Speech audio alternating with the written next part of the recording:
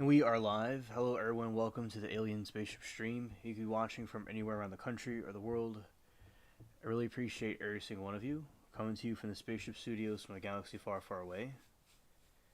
And now switching over to the other screen.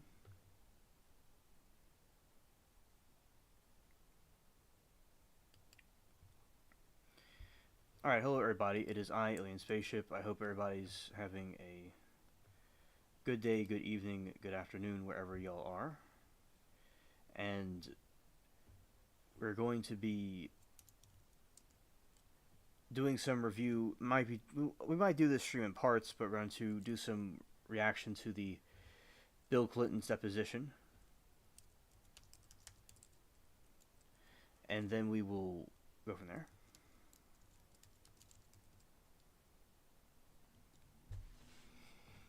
Okay, in a moment we're about to switch over to that. On February 27, former President Bill Clinton sat and on February 27, 2026, former President Bill Clinton sat for a 6-hour closed-door deposition as part of a House Oversight Committee investigation into the criminal activities of Jeffrey Epstein and the federal government's handling of the related cases. The following months of legal resistance and a threat of contempt of Congress video of the testimony was published on March 2, 2026. Hello there, Richard. Good to see you. All right. We're about to do the reaction, and at this point, we're going to see what he says. Okay, so denial of wrongdoing. Clinton empathetically stated, "I saw nothing and did nothing wrong," maintaining he had no knowledge of the Epstein's crimes. Nature of relationship. He describes his interaction with Epstein as a brief acquaintance that began around 01 and 02, an introduction by former Treasury Secretary Larry Summers. He characterized the relationship as transactional, centered on the using of Epstein's private jet for his foundation's work in exchange for discussing economics and politics. Severing ties. Clinton claimed he broke off contact with Epstein by 2003, years before Epstein's 2008 conviction for the soliciting prostitution of a minor.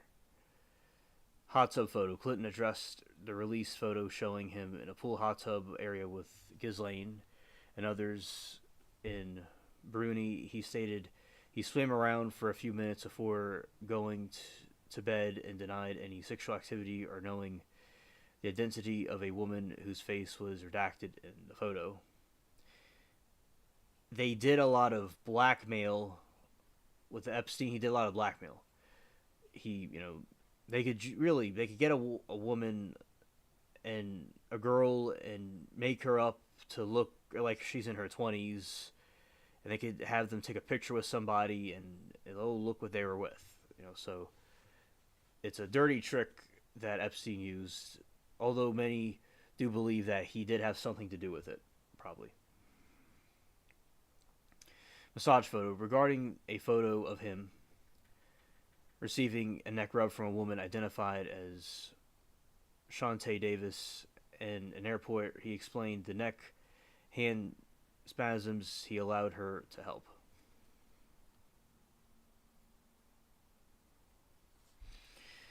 Interactions with other figures. Donald Trump. Clinton recounted 2002-2003 conversation with Trump at a golf fundraiser where Trump mentioning having a falling out with Epstein over a real estate deal. Ghislaine. He acknowledged being friendly with Maxwell in the past, but stated it was a terrible what she did and that she has to be punished. He denied ever visiting Epstein's private Caribbean island and Little St. James and was not sure or did not remember ever visiting Epstein's New Mexico ranch.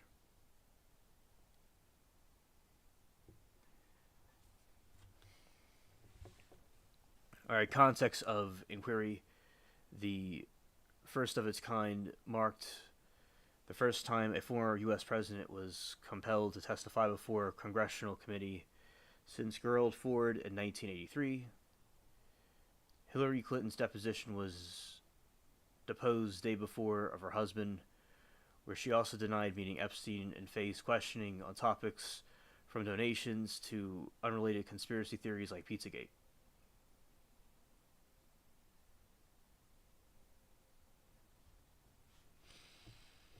All right, so without further ado, let's dive into this.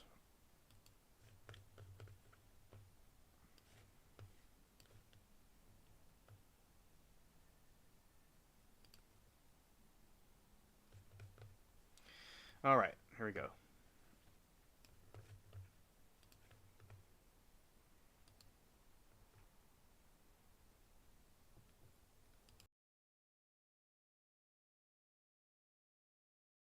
To you for a deposition. On August 5th, 2025, Chairman Comer issued a subpoena for President Clinton to appear today for a deposition in furtherance of the committee's investigation into the actions and investigations of Mr. Jeffrey Epstein and Ms. Ghislaine Maxwell.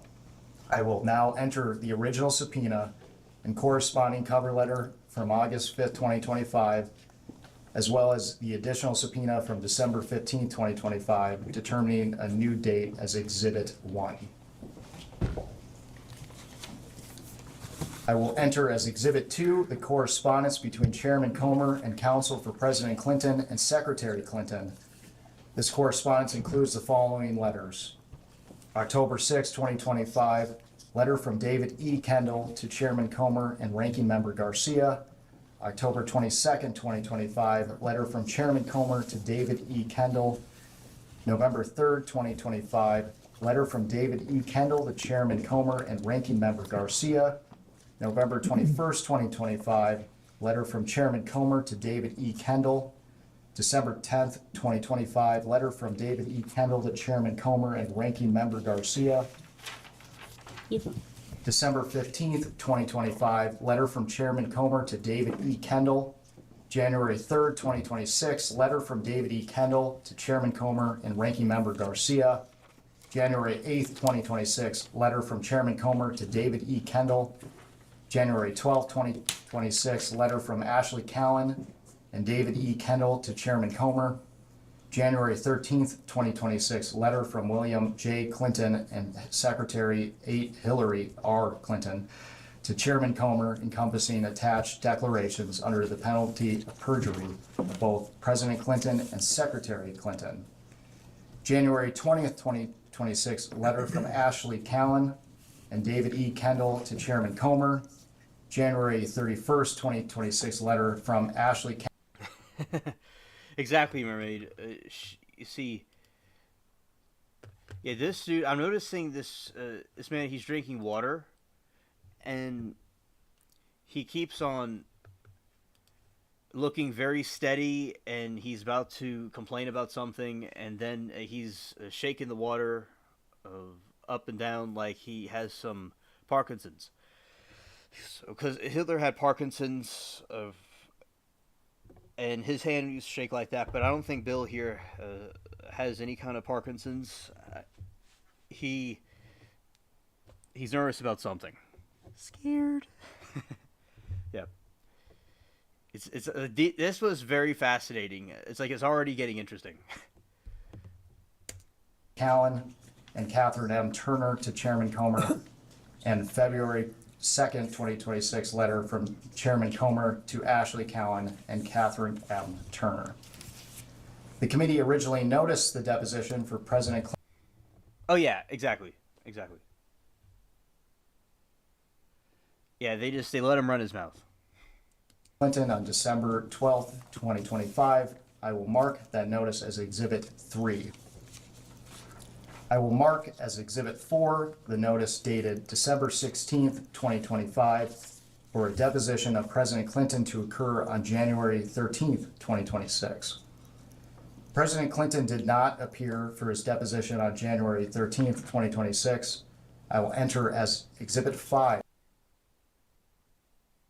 Yeah, James Comer, Chairman of the Committee from Kentucky. Congresswoman Nancy Mace, South Carolina.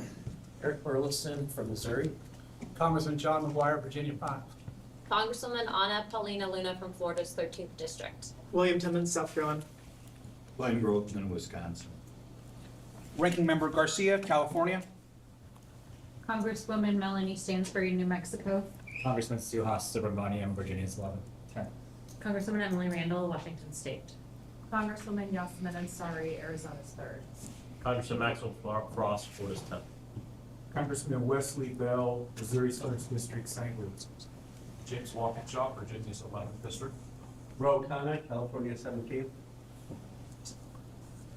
Lauren Boebert, Colorado's 4th District. Thank you.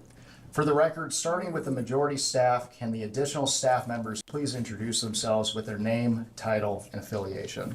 Billy Grant, Deputy Chief Counsel for Investigations for Chairman Comer. Peter Spector, Deputy Director of Oversight for Chairman Comer. Daniel Ashworth, General Counsel for Chairman Comer. Ryan Giacchetti, Chief Counsel for Chairman Comer.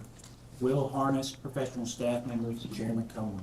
Hannah Cathy, Professional Staff Member for Chairman Comer. Melvin Soto, Digital Director for Chairman Comer. Melissa Tillman, Counsel for Chairman Comer. Emily Firerobin, Counsel for Chairman Comer. Mark Moran, Staff Director for Chairman Comer. Austin Hacker, Communications Director, Chairman Comer. Ashley Vineyard, Deputy Staff Director for Chairman Comer.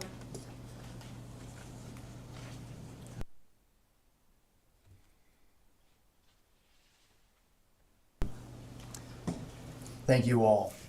President Clinton, before we begin, I would like to go over the ground rules for this deposition. The questioning will proceed in rounds. The majority will ask questions for an hour, and then the minority will have an opportunity to ask questions for an hour if they choose. To the extent members have questions for the witness, they will be propounded during their side's respective rounds. The clock will stop if you need to confer with counsel. Your counsel is speaking, and when members or staff are speaking during the opposing side's rounds of questions. We will alternate back and forth until there are no more questions. Do you understand? Yes. There is a court reporter taking down everything I say and everything you say to make a written record of the interview. For the record to be clear, please wait until the staffer questioning you finishes each question before you begin your answer, and the staffer will wait until you finish your response before proceeding to the next question. Further, to ensure the court reporter can properly record this deposition, please speak clearly, concisely, and slowly. Also, the court reporter cannot record nonverbal answers such as nodding or shaking your head, so it is important that you answer each question with an audible verbal answer. Do you understand? I do. Exhibits may be entered into the record. Majority exhibits will be identified numerically. Minority exhibits will be identified alphabetically. Do you understand? Yes. We want you to answer our questions before we begin. No. I have a comment before we begin, please.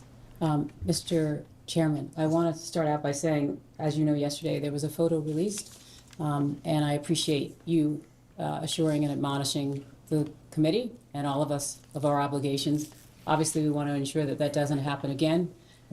We've obviously experienced a number of deep fakes that have now been circulating on the web, not because of anything that the committee did, but because of the release of this particular photograph. And for that reason, I would ask two things. One, a reminder to all that the obligation to maintain. See, when Hillary started her thing, she had this big speech, and so far there's no speech from Willy right here. But now his attorney has something to say, and that's what's going on at the moment. And he's looking all nervous, darting around the room. What is occurring in this room occurs, and two, a release of the video of the Secretary's testimony as soon as possible, ideally today, which was in 24 hours, and the same for the President, so that there are not deep fakes that are representing what is happening here when they actually have not. Yeah, and let me say, yesterday that was an unfortunate situation. We had probably two things that shouldn't have happened. The release of the photo, as well as a Democrat member communicating with the New York Times. So I will again remind everyone to refrain from sending pictures or texting with media outlets outside. Melvin is our videographer, and we're getting he's doing this today as well as producing the video, so we'll get them out hopefully as soon as possible, hopefully within the next 24 hours. Thank you very much, Mr. Chairman. I appreciate that. Nothing more.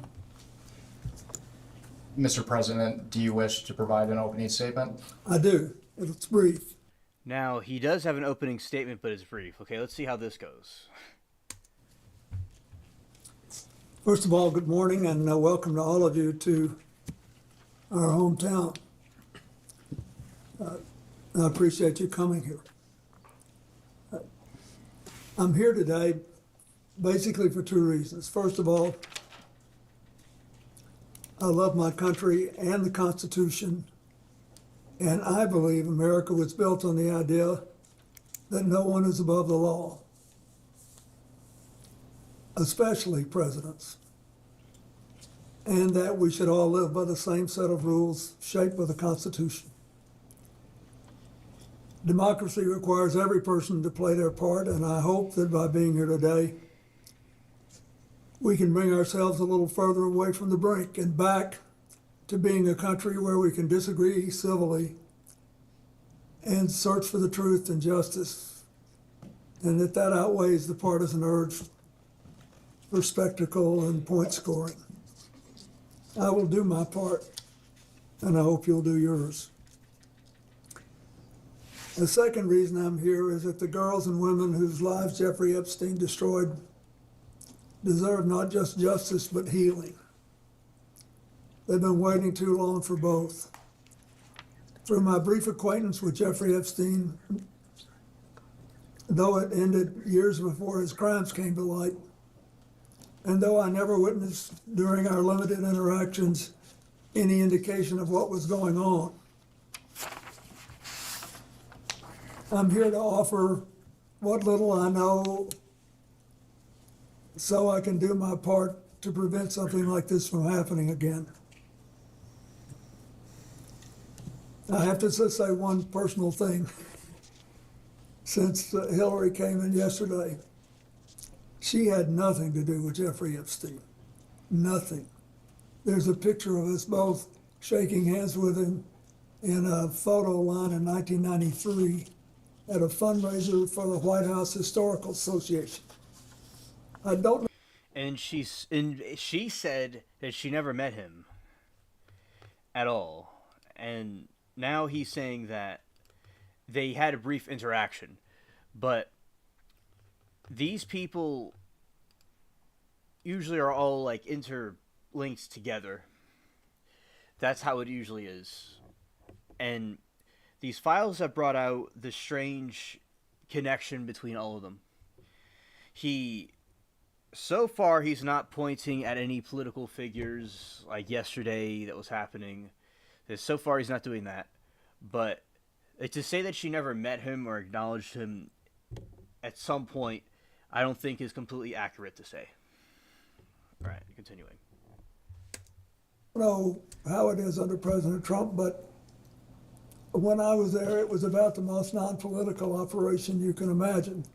There were people who love the White House, who were interested in it, would give a little money every year to... Hello, Shell. Good to see you. Welcome to the stream.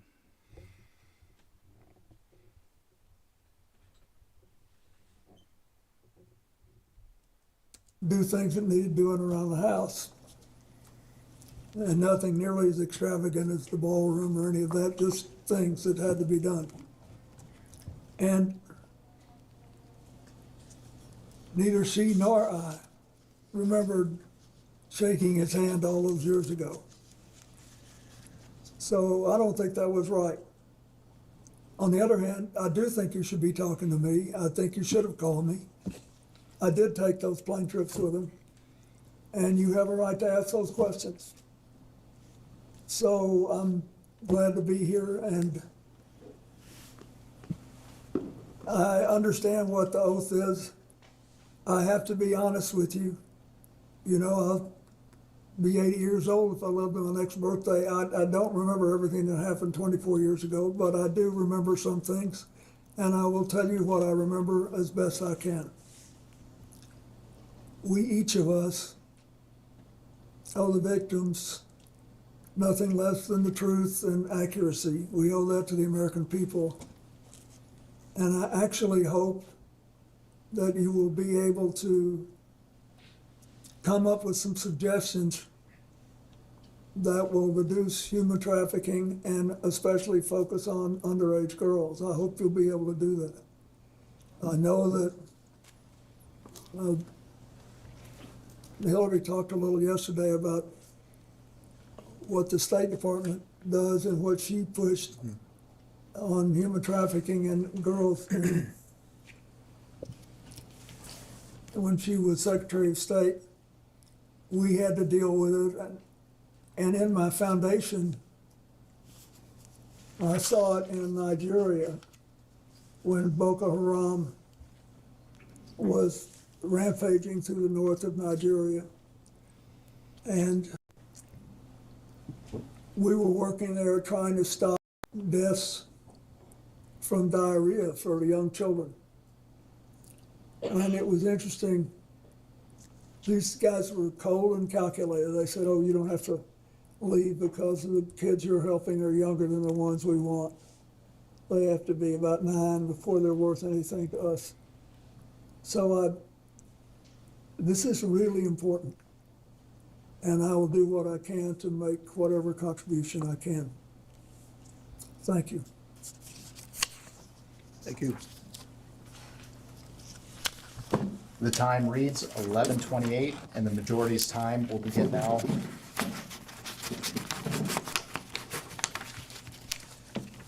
Mr. President, thank you for agreeing to testify today and for your years of service to our country. I want to start from the beginning. When did you first meet Jeffrey Epstein?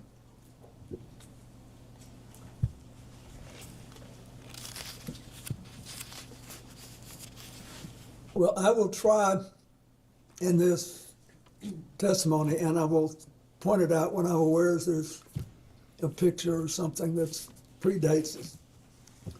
There's a picture which shows him shaking hands in the White House Historical Association reception. That was in 1993, but I'm not aware of that. I first remember meeting him when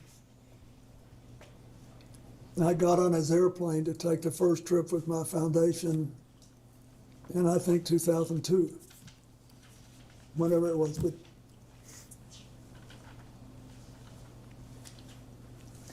and to be clear, do you have any reason to believe that you may have met Mr. Epstein prior to becoming president of the United States? Before I became president, no. Hello, Lori. And good to see you, and you have to cook dinner. All right. All right. Shout out to all of y'all. And yeah, he's saying the first time he met him was when he was going on those islands. I would say that they're going to one of those islands, which he denies going to the St. James one, but he went to maybe the New Mexico ranch. But yes, because it had to do with a fundraiser. And as I said before, with a lot of these fundraisers are used for money laundering and funding different projects. With Epstein himself, different than Bill, he had this network of banks all over the world that he was able to have companies and to disguise what he was doing and send money as tuition money to different girls and whatever. And he disguised it as something else that really wasn't. So the charities could be a way to funnel different, moving money around and disguising it in different ways. Not that necessarily was happening, but that is something that could be done with it. And Epstein was known to try to blackmail people, in my opinion, and he wanted to fund people's different organizations. You see, with him talking to Bill is evidence that he was trying to get close to wealthy leaders and charities to make himself look like a prestigious intellectual, but he really had other motives to him.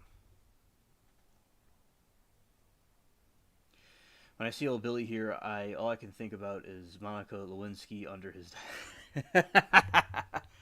Yeah, definitely.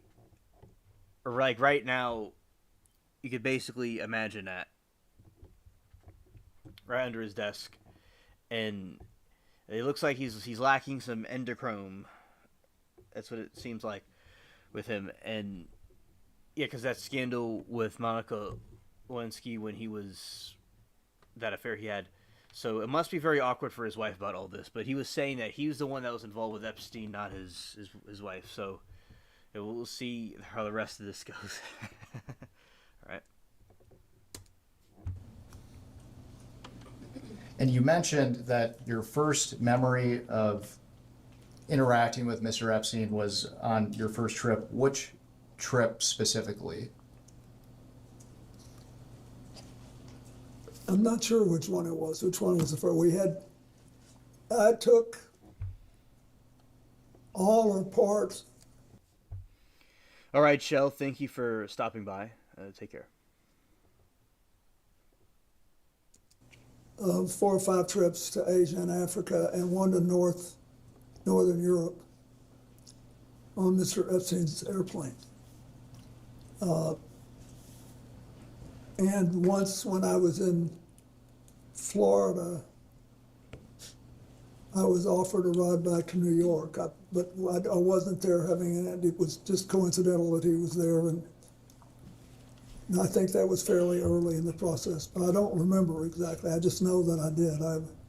I took one flight back from Florida to New York, and all or part of several other, I think 4 or 5 trips to Africa, Asia, and one to Northern Europe. And I want to make sure the record is clear. Yeah, and Epstein was known to have a global network of where a lot of these trafficking operations are going on. Doesn't mean he was doing anything, but that's a pattern of behavior that he did with them. Hello, Delight. Good evening to you. And, well, or good afternoon to you. It's probably afternoon where you are.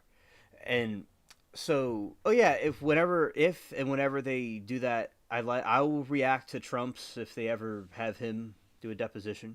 I'll definitely look at it. I don't see anything wrong with having anybody doing a deposition about any of these topics with Epstein, whoever was involved with him. Yeah, but we'll see. Who's next, we will certainly react to it, because I'm sure there'll be many more that'll be in depositions about him. Is it your testimony today that you have no independent recollection whatsoever of the circumstances of when you first met Mr. Epstein? Objection asked and answered. You can answer again.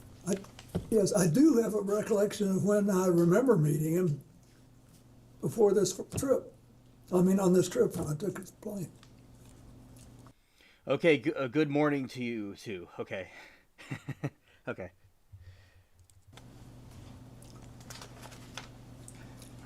Mr. President, we're going to discuss more specifics later, but for the record, can you briefly describe the nature and extent of your relationship with Mr. Epstein? Well, sometime after I left the White House, either in late 2001 or early-ish in 2002, I received a call from Larry Summers, who had been on my economic team and was later Secretary of Treasury and was then President of Harvard. And he said that he was calling because a man named Jeffrey Epstein, who had made a substantial commitment of several $1 million, I think it was 10, but whatever it was, I don't, to brain research, and that he was a information hungry person, and he wanted to spend some time talking to me about economics and politics. And he said he's got this massive airplane, and he said he would take you, your staff, your Secret Service detail, and anybody else you wanted to bring. Lori says, can you describe your relationship with Mr. Epstein? Bill coughs. Scared. Right. on the trips that he knew I was planning to set up a global network to provide life-saving AIDS medicine to as many people as possible, as quickly as possible. The light says if they ever get Trumpito up there, he's going to plead the fifth like he always does.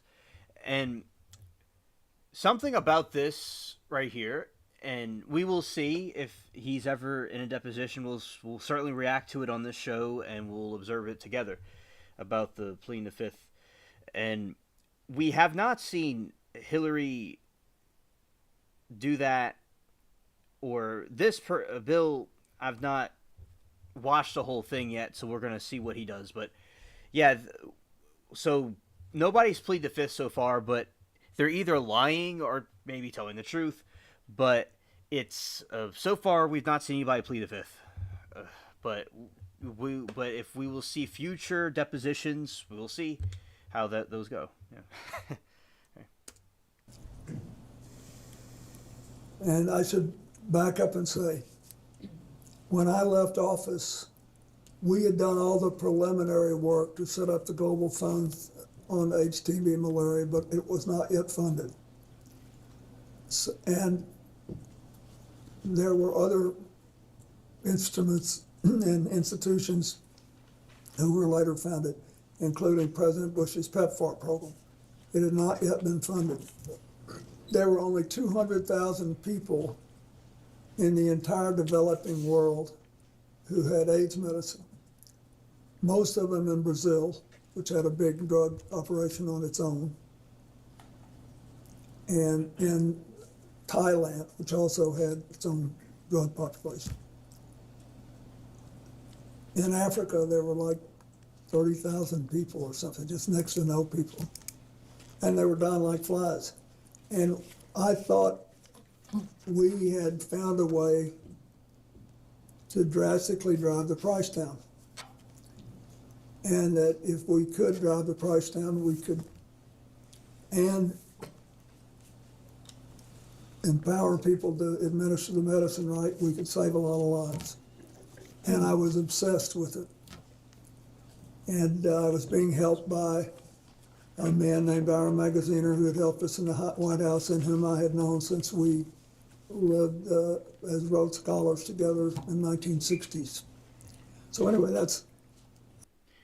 All right, Delight says in August 2022 regarding the New York Attorney General's fraud investigation, Trump refused to answer questions over 440 times.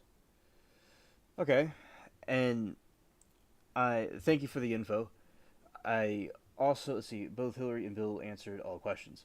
Yes, I don't know how truthful they were being, in my opinion, but they did answer their questions in these depositions.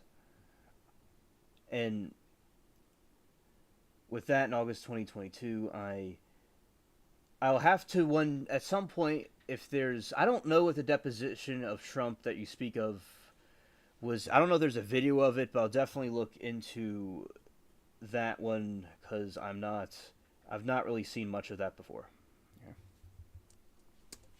That's why when Larry Summers said this, I thought, boy, this would be great. And so we followed up, and it was a civil deposition concerning the valuation of the Trump Organization. Oh, okay. Okay. Thanks. Yeah. took the trips. Mr. President, when did your relationship with Mr. Epstein end? When did it end? Well, I believe I took my last flight in 2003.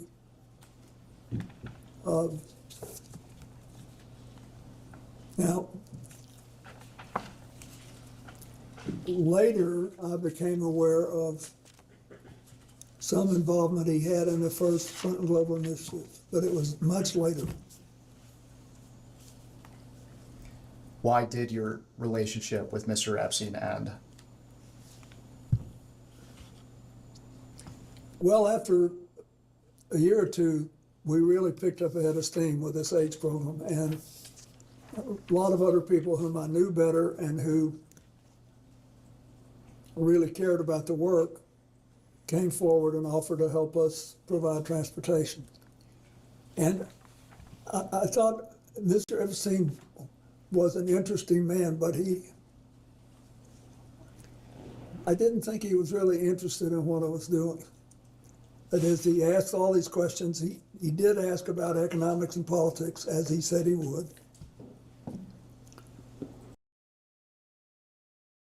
He never asked me anything untoward. It's just that I thought I had done what I promised to do, and he had done what he promised to do. And I thought I'd always, over the years, with these donors, tried not to overstay my welcome. I thought that we'd done enough, and then it's time to start working with other people.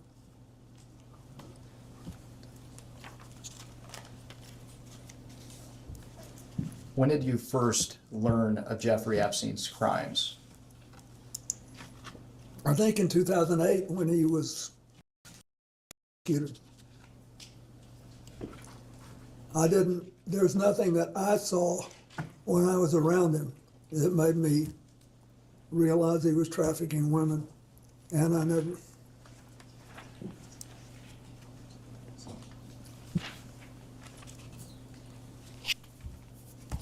Let's talk about Ghislaine Maxwell. When did you first meet Ghislaine Maxwell? I believe I first met her with him when she was working with him. And what did you understand Miss Maxwell, and what did you understand her relationship to be with Mr. Epstein? I thought she was sort of his chief of staff or administrator.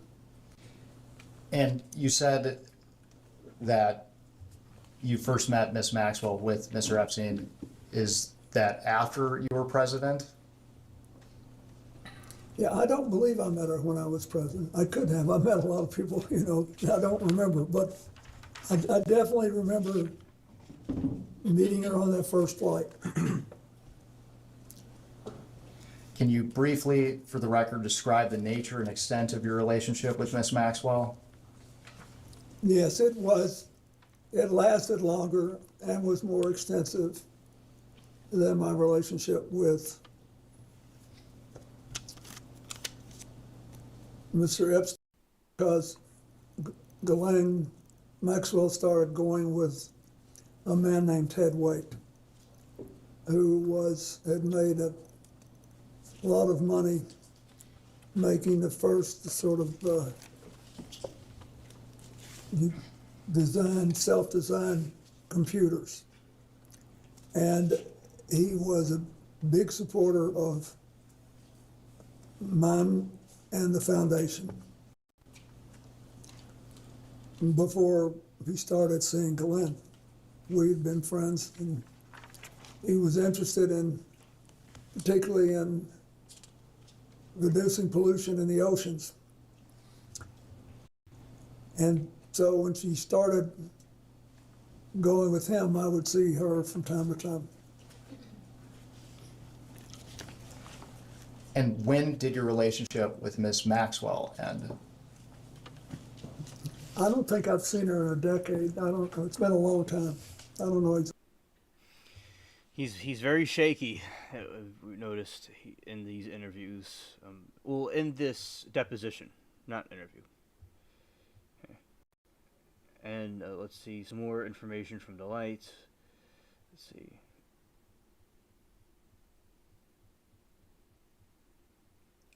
During the divorce deposition, Trump invoked the Fifth Amendment 97 times, or Trump over 500 times. The funny part is Trump blasts those who take the Fifth.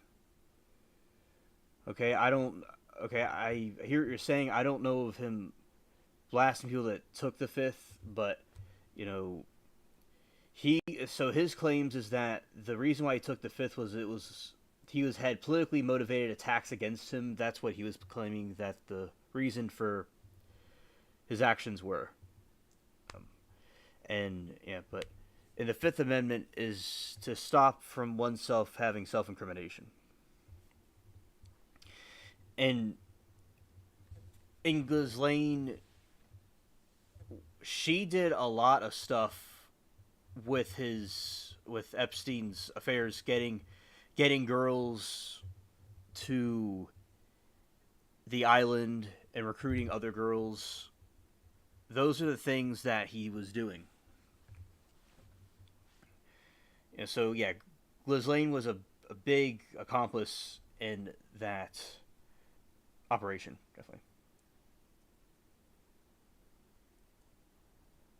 Exactly when. Why did your relationship with Miss Maxwell end? Well, first she moved to Boston, I think. She had a relationship with a man there, and I think they may have married. And so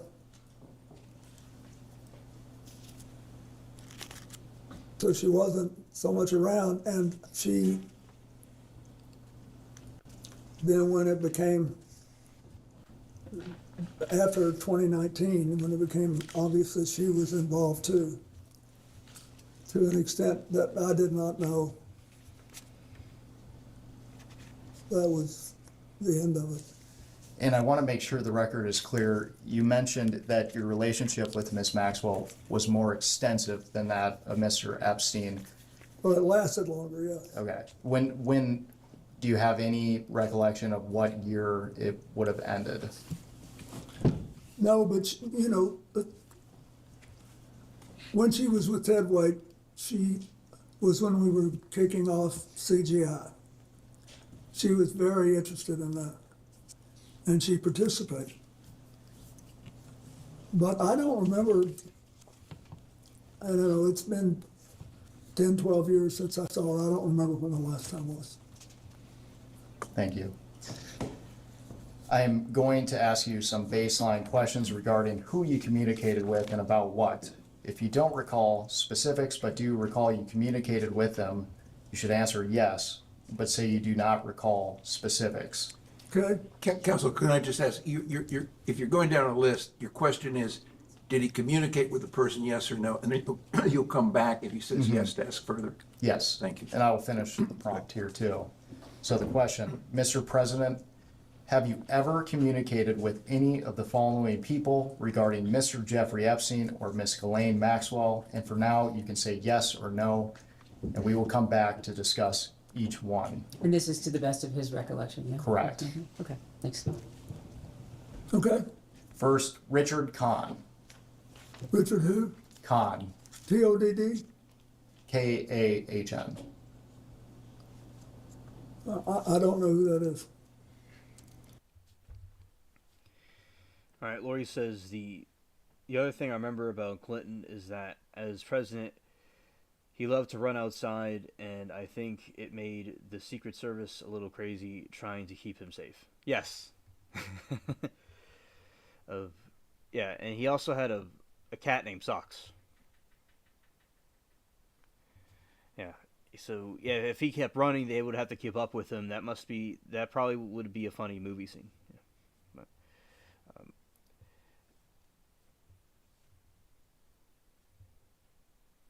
yeah, you see, he's very intent right here because I said these people that were all connected with each other, and now it's all coming out. Whoever they were, right? Whoever was involved with these actions against children, whatever they were, right?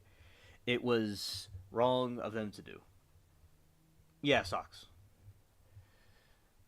And we'll see. He seems more calm than Hillary was,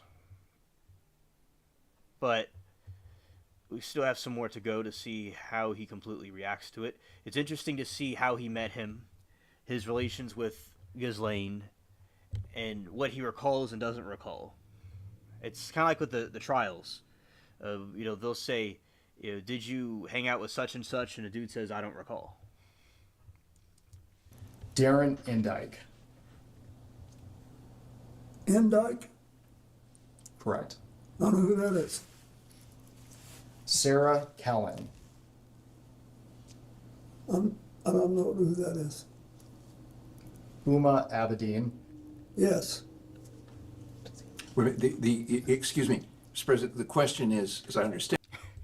Yeah, I agree, she's never calm. And she was getting really spicy yesterday. Yeah. She was acting like Brooks. I'm serious. I remember when I was watching it, there was this little picture on the bottom of the screen of Brooks from like a video suggestion, and I saw her. I'm like, these people are like siblings. Like, they're acting exactly the same way. Yeah, but I don't trust what he or she said was factual. And I have my suspicions. Understand it, name the people you communicated to about Epstein and Maxwell. Oh, obviously I know Huma very well. I don't remember any specific conversations we ever had about Epstein and Maxwell. Noam Chomsky. No. Mr. Chomsky wasn't a big fan of mine. He thought I was too conservative. Leslie Groff. Leslie who? Groff. I'm sorry, I don't know who that is. Nadia Marcinkova. I don't know who that is. Jean-Luc Brunel. I don't know who that is, I don't believe. Alan Dershowitz. I know him. And Yeah, Alan Dershowitz, very close to Epstein, and he's allegedly involved in these activities, it seems.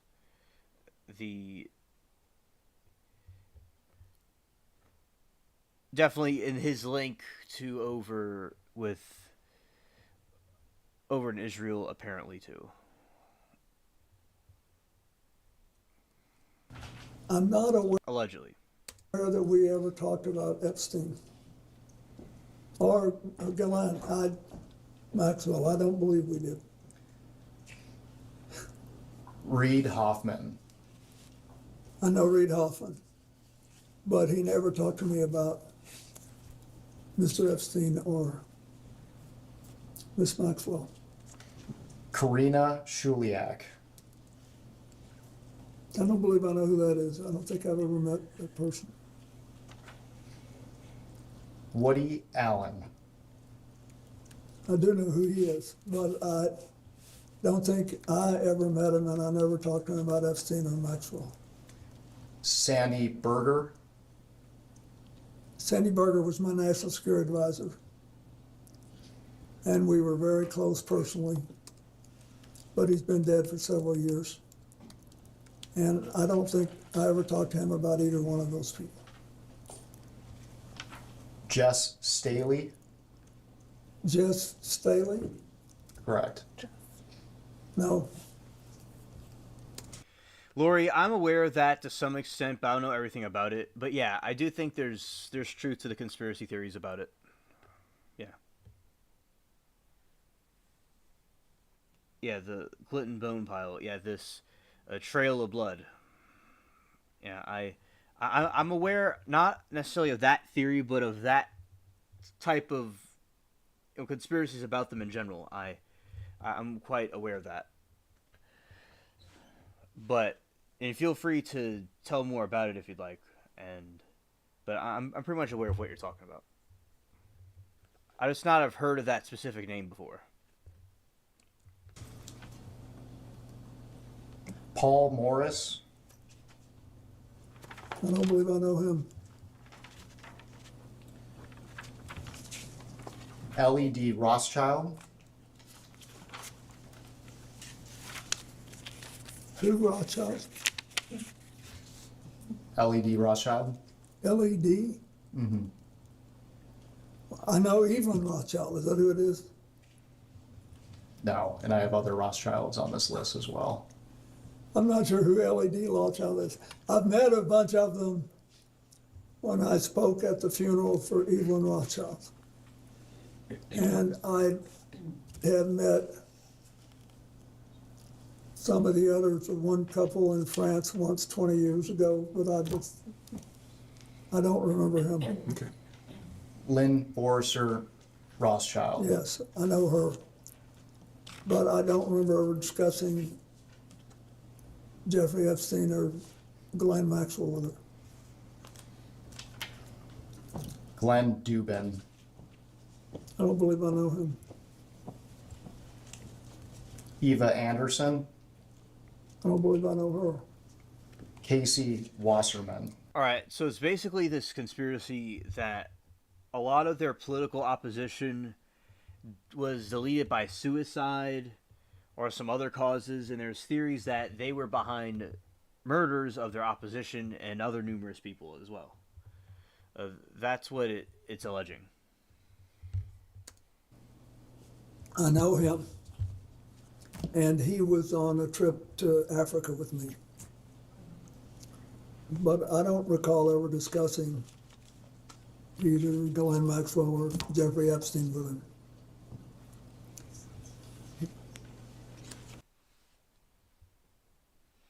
Yes, Lori, exactly. The Rothschild name, which is a very famous banking dynasty, started in Frankfurt, Germany, and they got very influential and had different branches. Hello, Moki. Good evening. Welcome to the stream. And they had different branches that went, and there's lots of conspiracy theories about them having influence over media and nations, etc., through different banking networks, because they actually invented the banking networks from Europe during the wars of Napoleon in England. So they're asking about these people, and he does know some of the Rothschild members, some of the family members, because they're involved with this Epstein list. Yeah, and so far he's talking about his relationship with Ghislaine and his relations with Epstein, how he met Epstein. He doesn't remember everything about it at the beginning, but he went on some flights with him a couple of times, and they're donating to his charity organization.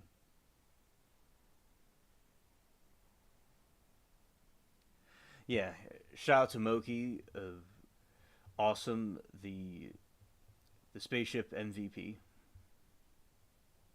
right there.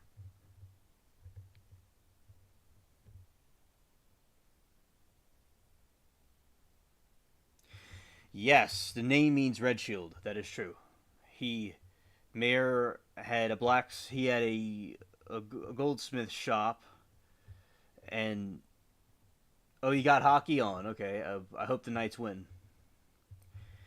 And so yeah, with Rothschild, he had his own banking shop, and they would exchange coins and currency. He would give people loans from his house, and eventually he had the red shield over his house. That's true. You've thought about what was really behind the Titanic sinking. You know what, Lori, what's really interesting about the Titanic sinking is that, this is hilarious, J.P. Morgan canceled his ticket to go on the Titanic, and all the people that were allegedly opposing the Federal Reserve were on the Titanic when it sunk. It's a little bit an odd coincidence. Just like with Bill, Slick Willy, and his history and Hillary's, although they did answer their questions and not plead the fifth, there's still some ambiguity around what really was going on here with this organizations they had, and these connections, these networks, the endochrome that they're trying to harvest. Right. And so far, as I said before, he's remaining more calm than Hillary. She was immediately, at the drop of a hat, literally was ready to fight everybody. Yeah. So, now continuing.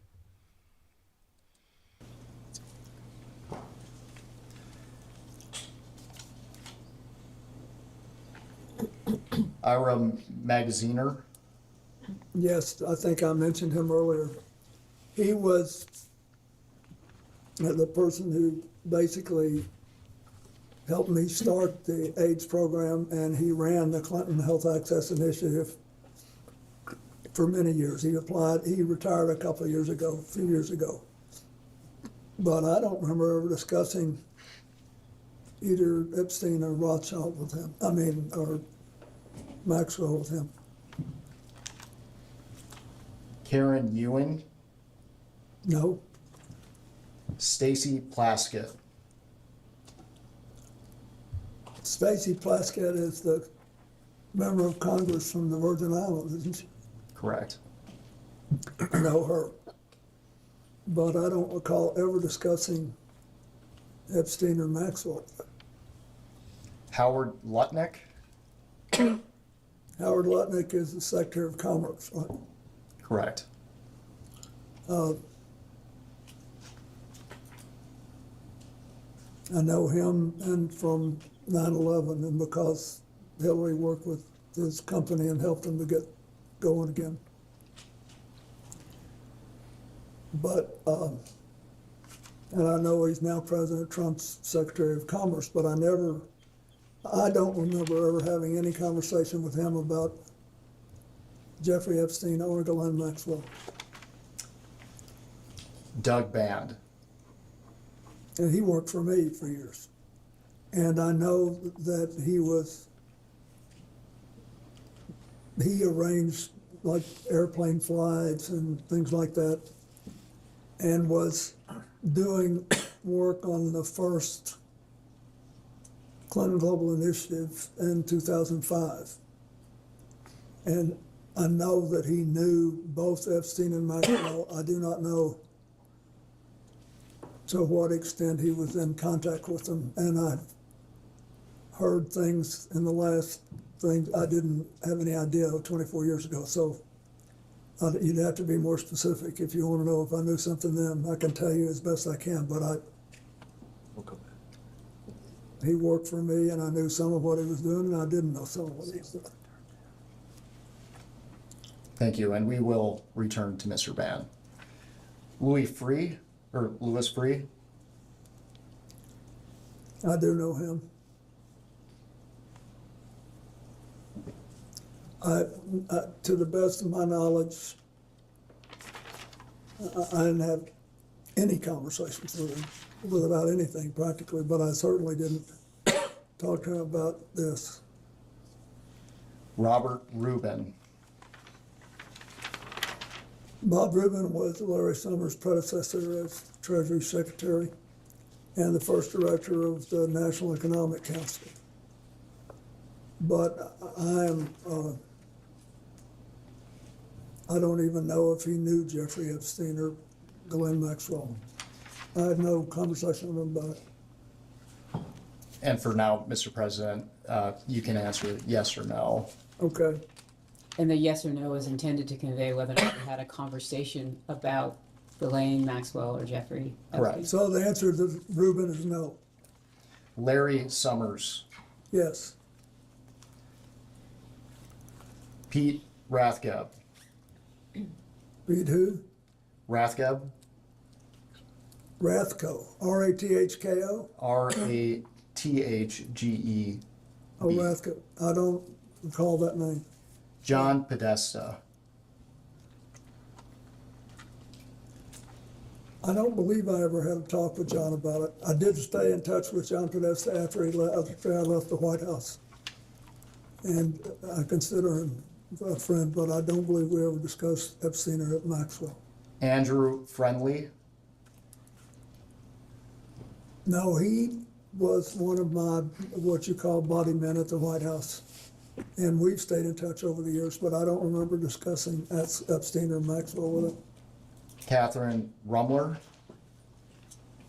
Kathy Rumler is a lawyer who has done some, on occasion, some help for the foundation. I don't believe I ever discussed Maxwell or Epstein with it, but I can't be sure, but I don't remember doing it. Mr. President, they're only asking you what you can remember. What? They're only asking you what you can remember.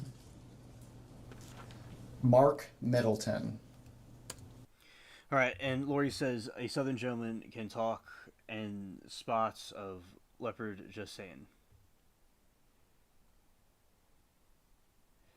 And Bill is good one. Dark Side put out these files. Yes, and has it gotten to the part where he looks at the pictures? Oh no, not gotten to that part. But I'm gonna react to that. Okay, so there's a scene where he's looking at the different pictures. Let's see. That might be it.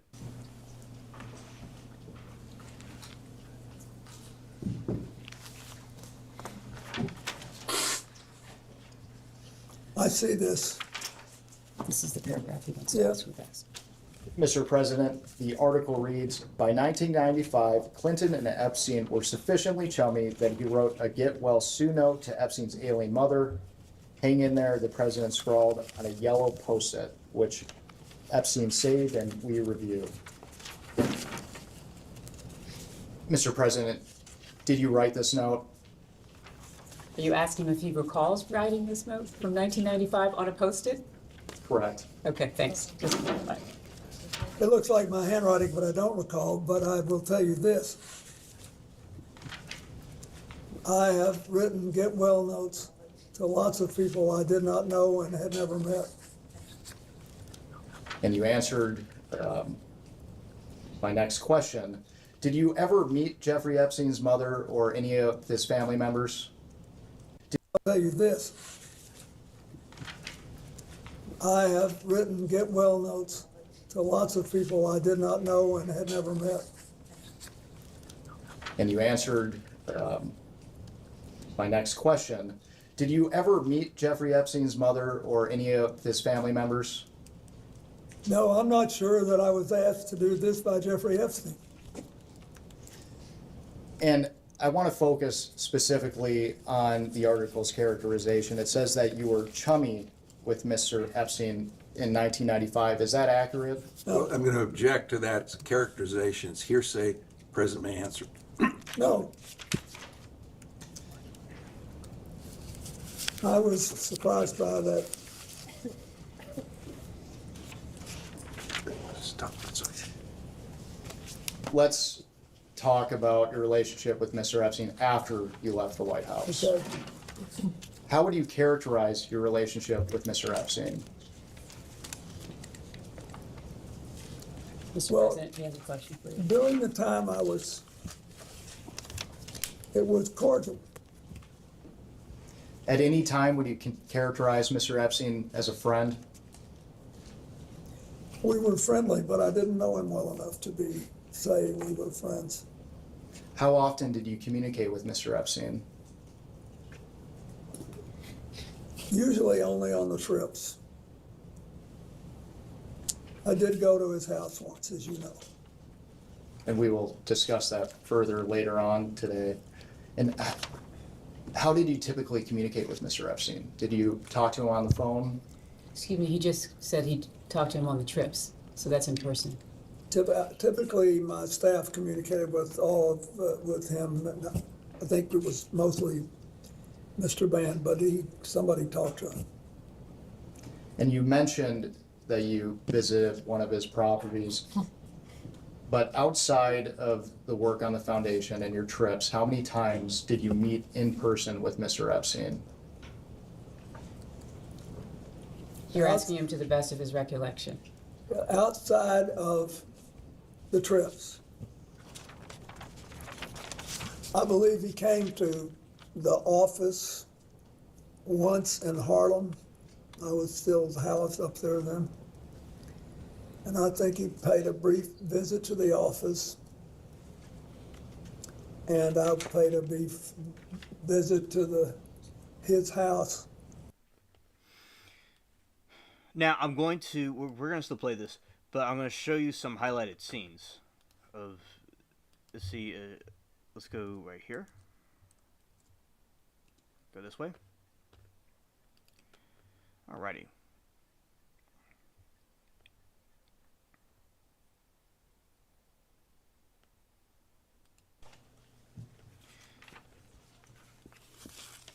Alright, this is a scene from the deposition we are watching,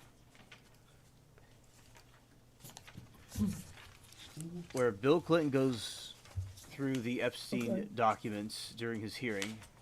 And look at his face. Look how happy he is and interested in looking back Mr. President, we have about 5 minutes remaining. Like, look how he looks at these photos.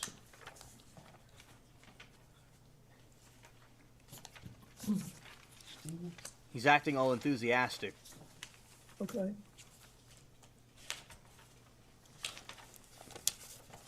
Mr. President, we have about 5 minutes remaining in the majority's first hour, so I just want to ask you some questions related to... Yeah, it's like smiling under such circumstances is bizarre, and we don't know, like, what is he looking at and what is making him excited. You know, that is just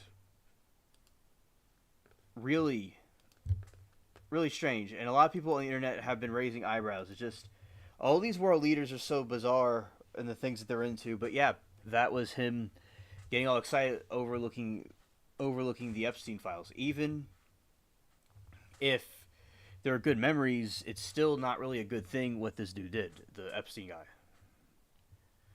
This is wild. We have Bill Clinton goes through... Yeah, oh, Lord, scared. Yeah, Bill Clinton is going through the Epstein documents during his hearing. Look at his face. Look how happy and interested he is, and is looking back at these photos. Like reminiscing, revealing it in pure joy. Really crazy.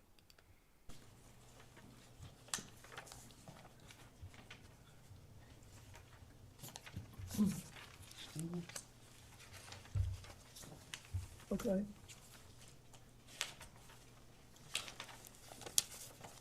Mr. President, we have about 5 minutes remaining in the majority's first hour, so I just want to ask you some questions related to the crimes committed by Mr. Epstein and Ms. Maxwell. They ask him about the hot tub, but I don't know if that was the one. Yeah, there's a scene where he's asking them about the hot tub, and they're looking at the pictures. Now, yeah, he was saying in the hot tub, he swam around a little bit and then went to bed. Okay, let's see some other highlights, which of course we're going to watch more of the main part, but we're going to look at another clip.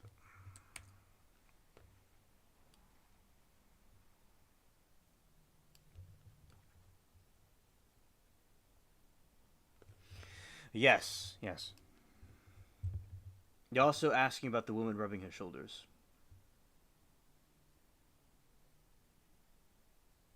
Maybe they threw a photo of Monica's head. Oh, scared.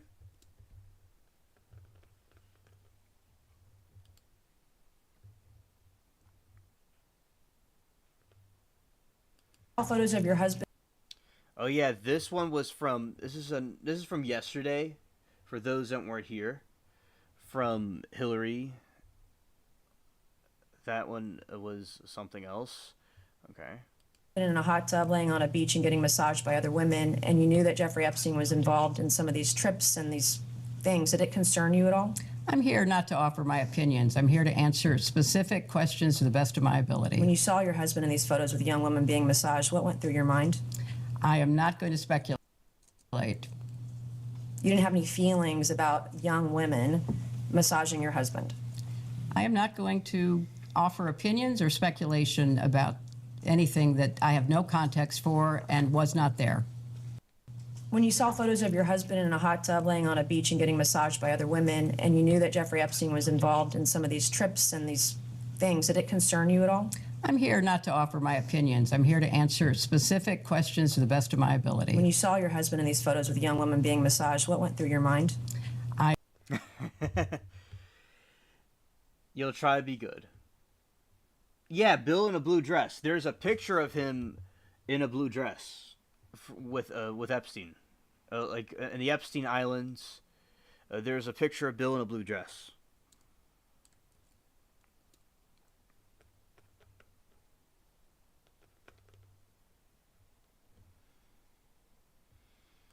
And what we're trying to get at is some context for the public on whether you remember this photo. This part is when Bill explains his viral hot tub photo during the Epstein deposition.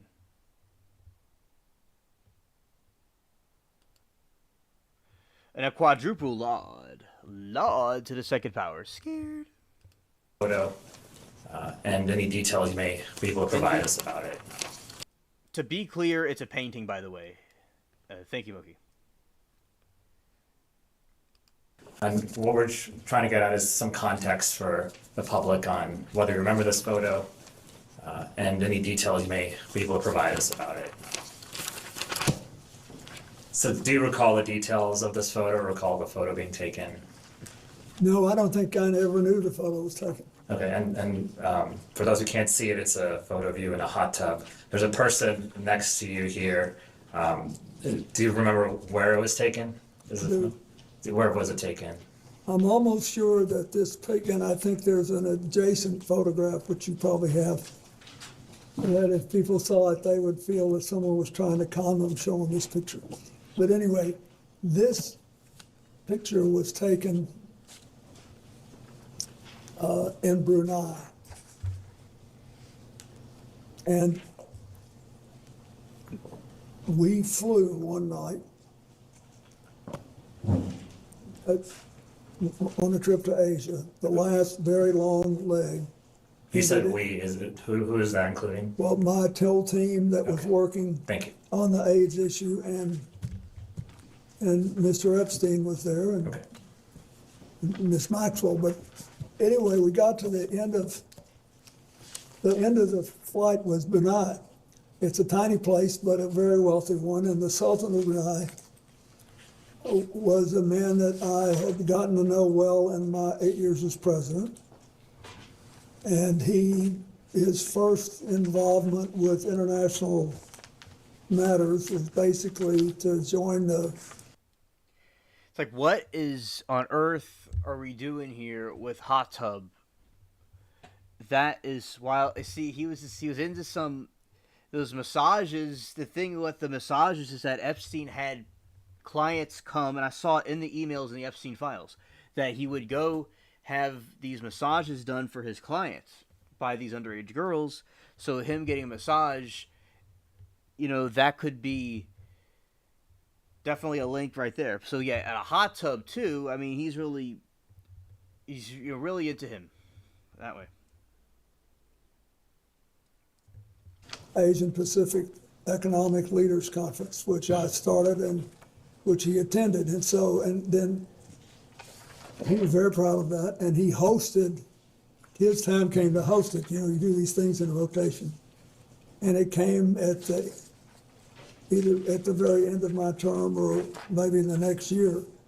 Anyway, he wanted, when he knew I was coming, and he said he wanted to help me with my AIDS initiative, and he invited me to stay there.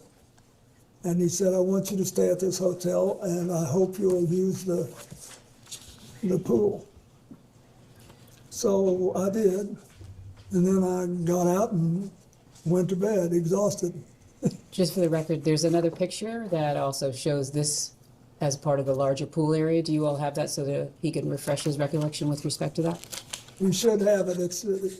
It's quite enlightening. If you watch this, Yes, it's noted. it'll Yes. give you a different feel. Thank you. Okay. We don't have it with us right now. Okay, We do thanks. I just have wanted it to as make well. sure he knew the And so context. were there other people in that pool or hot tub with you as well? I don't think there's anybody in the hot tub. I didn't forgotten that there was anybody in the hot tub, but it was big, but it was about... Well, He's asking in the pool it appears area. this photo, there's a girl over here, or there's someone. Yeah, I don't know who that is. But he's also asking in the pool area were there other Yes, individuals? I don't know who that is. Okay, so you don't know? No, and then there were other people in the pool. Okay, so do you remember were they under 18? Would you No. know? No. Were they part of your traveling party, he's asking you? Yes, they were, I think. I think everybody there was part of our party. It was late at night or late-ish, and I also believe that there was a Secret Service agent there at the other end of the pool. Okay, and was this in... Exactly, Lori. Right. Yeah, and That's exactly what he did with the hot tub. And he's saying there's other girls there, but he didn't know who they were. And it's like you go to a party and not really get to know who the people are that you're around.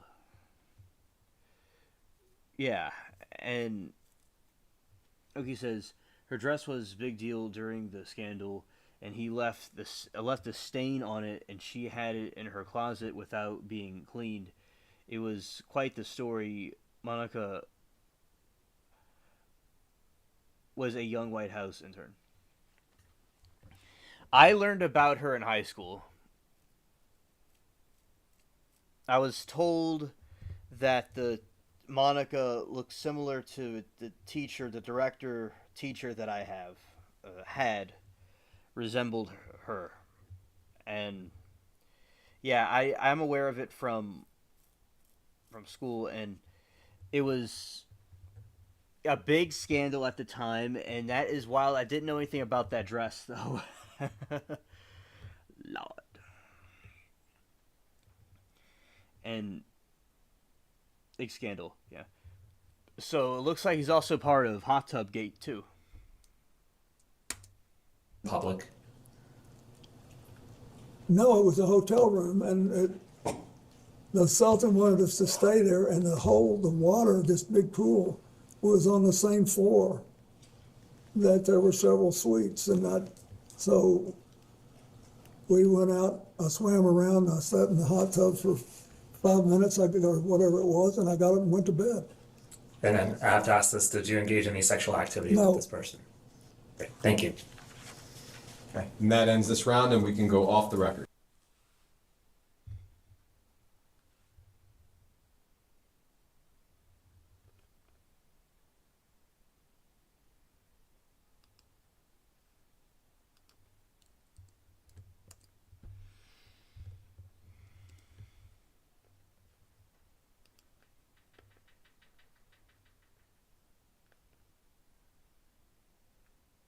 Said, you quote, like them young. Why would Epstein say that about you? Are you asking his opinion?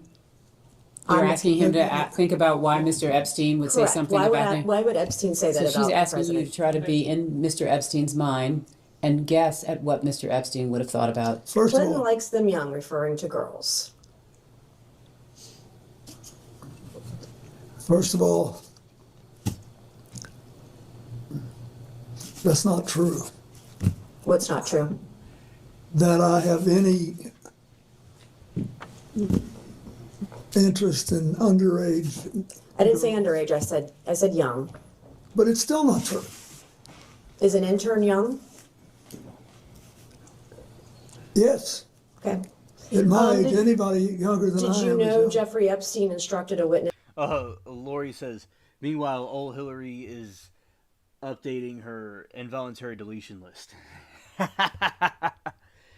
Lori is not holding back, and she is barbecuing us a feast tonight.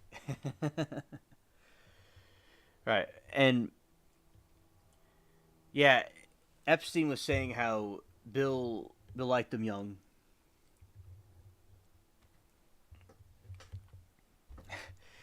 And he's saying he doesn't like underage girls. And he doesn't know what they're talking about. And as I said, I just think the tactic here, what they're doing is deny about what the operations that they were doing. To deny you were ever on his island? He didn't have to since I was never there. Did you ever travel to Zorro Ranch? Is that the one in New Mexico? Yes. No.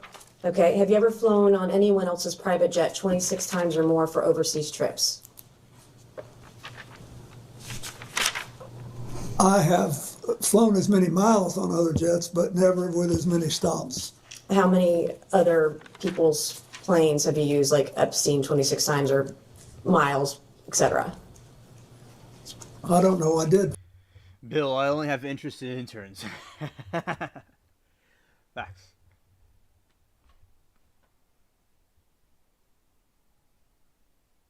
Yes, I caught that. And for a moment there, they were saying in the deposition that she asked if the intern was young, which is reference to Lewinsky. Yep, and we'll play that back. age. I didn't say underage, I said young. But it's still not true. Is an intern young? Yes. Okay. At my age, Did- anybody younger than I am Did you is know young. Jeffrey Epstein instructed a She got him there. She got him there. This man just opened his mouth and a whole fly from Epstein's island flew into it. She got him there good. These people are good at what the questions they ask. witness to deny you were ever on his island? He didn't have to since I was never there. Did you ever travel to Zorro Ranch? Is that the one in New Mexico? Yes. No.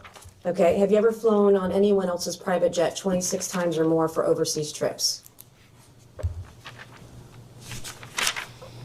I have flown as many miles on other jets, but Yeah, Slick Willy, he had a Swick Willy expression on his face.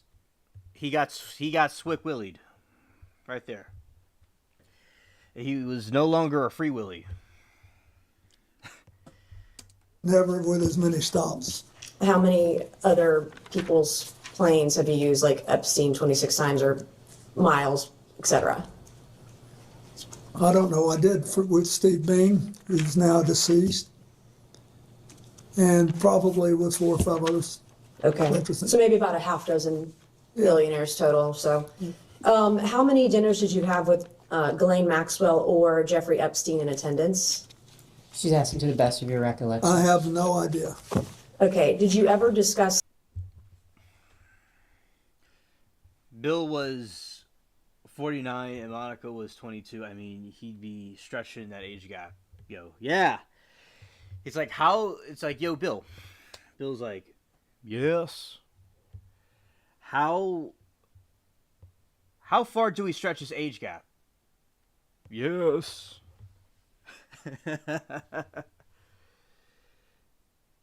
He stretched his age gap very far and wide. Yeah. Oh yeah, exactly. Free Willy. Yeah, that is facts. It's factual. I remember when I saw that on the VHS tape, and that whale just went all the way across jumped up in the air and went to the area was a Free Willy. Yeah, Michael Jackson even sung a song about it. So I know exactly what that's about. Exactly what it's about. Scared. Yeah, so this is Slick Willy getting slicked out. It's like this the slickster has met his match. The slickster is having his day. It's judgment day for the slickster. You could see it in his face. His decrepit underchrome, which I'm going to say that correctly,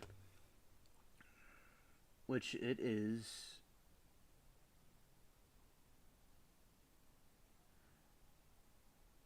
adrenochrome. He has the adrenochrome deficiency. He's being questioned about why he's diddling around on the island and funneling all the human trafficking money and payments through his charitable organizations. Epstein's using that to go in to see the nations. He is a snake, not a lamb. He's stumbling upon his own words in the citation. His attorney's face is so just like done with everything. And she's like done. She's just there for the money. And then the whole time he's shaking. He's doing he's so free. His Willy is so free that he's doing he's allowing his hand to shake freely while he drinks his drink. Like it's a free, he keeps drinking and shaking intensely. Yeah. Speaking of MJ, I heard a crazy theory that he was trying to save kids from celebrity pedophiles, and that's why the charges and instigations were brought against him, but I have no idea. Now, growing up, my buddy and I contemplated that MJ was one of the people doing this stuff to the kids, but it seems in our modern times, what the different theories that I'm seeing now about MJ, of Michael Jackson, is that he was trying to help the kids at Netherland get away from the human trafficking operations that were going on. And that's the reason why they put charges against him, as a way of straw manning him. And he was very eccentric, and he was a little bit kind of creepy looking. Moki, I was thinking that because I was telling Mermaid earlier that, say, like, Hitler had Parkinson's disease, and Hitler did that with his hand because he had Parkinson's. But I don't know if anything Bill had, necessarily. I don't know if he was nervous or what it was, but okay. It might be a tremor because of age. Okay. And thanks for clarifying that. And so allegedly Michael was trying to save the children, and then they went and took him out of the picture eventually and try to frame him for what they were doing. That seems to be what the modern theory is about MJ. Some friends and I in one of the other chats were talking about MJ. I remember I was at a summer camp. It was in the evening time when the news was released, or at least when I knew about it on the news, when MJ passed, when he died. One of my friends was in Scotland and graduated high school. So, but I remember when that happened, it was a big deal in the media. Farrah Fawcett died around the same time. But, I mean, both of them were talked about at the same time. Like, I remember both of them being talked about. But MJ was all over the news, for sure. Yes, MJ's dad was very abusive to him. And he, being famous, which has its pros and cons, on top of that, being famous at a young age was not good for his mental health. But he was brilliantly talented. Moki was at work. Yeah, I was at the summer camp. Oh, hello, Eugene. Good evening. Welcome to the stream, buddy.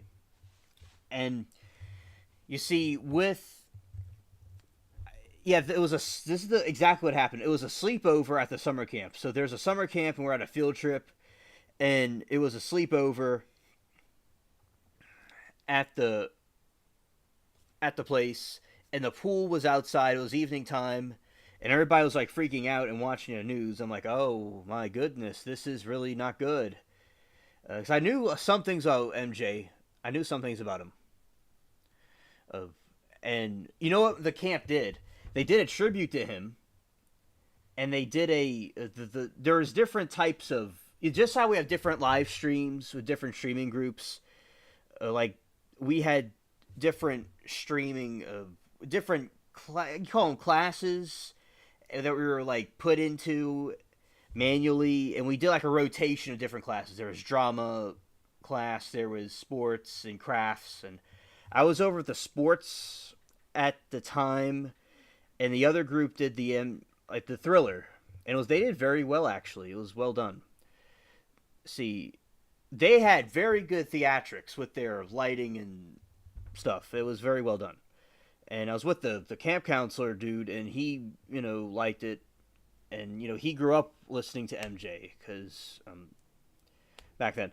So, yeah, it was a big deal in that time. So now it seems to be that he was trying to stop the human trafficking, and they were framing him for something that they did. MJ was the youngest, but the most talented, strained his relationship with his brothers, especially with the dad being the way he was. Yeah, and I'm sure he was on drugs, probably. That made him kind of mellow, because basically, he was essential of a dark aura. He kind of had a stare to him. It just seemed kind of something just didn't seem right about him, but if he really was trying to help the children with his Netherland thing, that's very good. And in spite of whatever happened to him growing up, he still had good in him to save the youth from people like a slick Free Willy right there. You could see these people, a lot of these people, especially these really rich billionaires, the older ones, will look like these reptilian, life just got sucked out of them. But MJ was troubled, but as I said, the Netherland, he saved a lot of lives, and that's good. Good for him. And they took him out. They had to delete him. You see, if he was part of the program, they would have kept him alive longer. They wouldn't have had him taken out. But you see, they had him taken out because he was a valuable asset to their... He was not a valuable asset to their thing. He was trying to stop it. So that's why they had to take him out.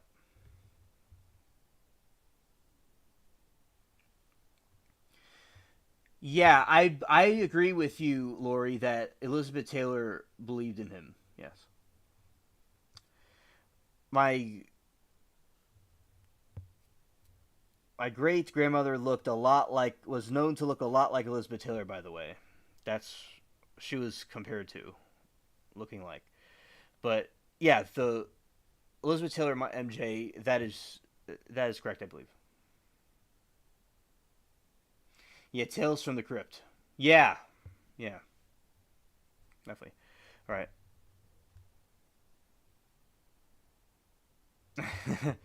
And Eugene does not agree that Hillary is a reptile, but he does agree that she's a wicked witch. She is a wicked witch. That is true. Yes.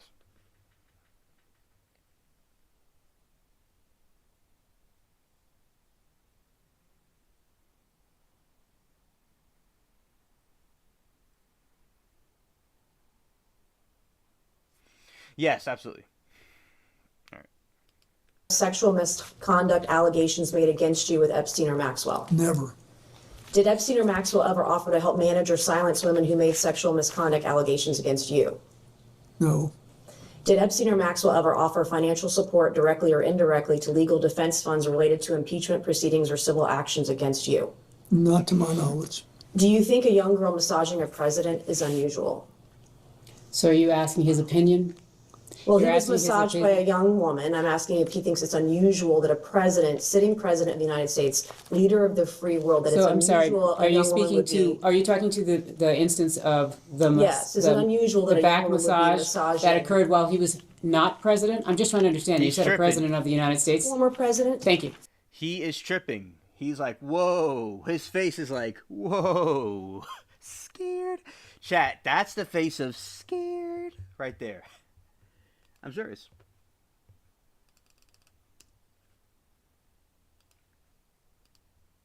Right there. That face is a meme. That's a meme right there. Just trying to make sure we're correcting the Are you time frame. filibustering? No, I don't need Okay. to. I'm actually trying to make I sure think that I'm as pretty you... clear. He said he You knows what said he young- was a sitting president. Excuse me, could we just please go one at a time? Thank you. You said a sitting president. I want you to be clear so that when he answers Former you, sitting the president. How record do is you want to clear. do it? Is it unusual? I have Objection no calls idea for- if it's unusual. Objection calls for speculation. I figured. Did you ever think that all these women around Jeffrey Epstein or Ghislaine Maxwell was odd, unusual, weird, or creepy? There weren't all that many around when I was there. How many would you say is not all that many? I think on this big plane that was working long hours, having 2 to 4 people on there, I thought was, as far as I knew, they were all helping. Flight attendants in tank tops and jeans, right? No, Do you believe you were a victim of a Jeffrey Epstein intel operation? Do you think that you might have been caught up in some of what he was maybe potentially doing? Excuse me, Congressman, which question are you asking? I'm asking. Back up the bus. Not to my knowledge is his answer to that question. Yep. Absolutely. Scared. Did Epstein have a role in any impeachment, something of the other? Ah, no. Knights lost. Darn it. Well, the other team was from Timu and Sheen, and the Knights aren't. So Knights don't have to be from Timu, even if they lost. Intel operation? First of all, I don't. Some type of intel operation. I'm just curious because it's been speculated on today and yesterday understand. that he may have been an intel asset. Do you think, perhaps knowing what we know now, the proclivity of it all, that he may have been targeting you as part of an intel operation? I doubt it. In 2019, you stated, after he was arrested, I guess this would be the second time, you stated you knew nothing of Epstein's, quote, terrible crimes since you only met, quote, briefly on only, quote, 2 occasions. Was this statement false? Excuse me, Congressman, could That's you not put in an accurate the statement. record? Can you that please statement? share us what you said? Yes, in 2019, as reported by the media, Which All right, let's see this one.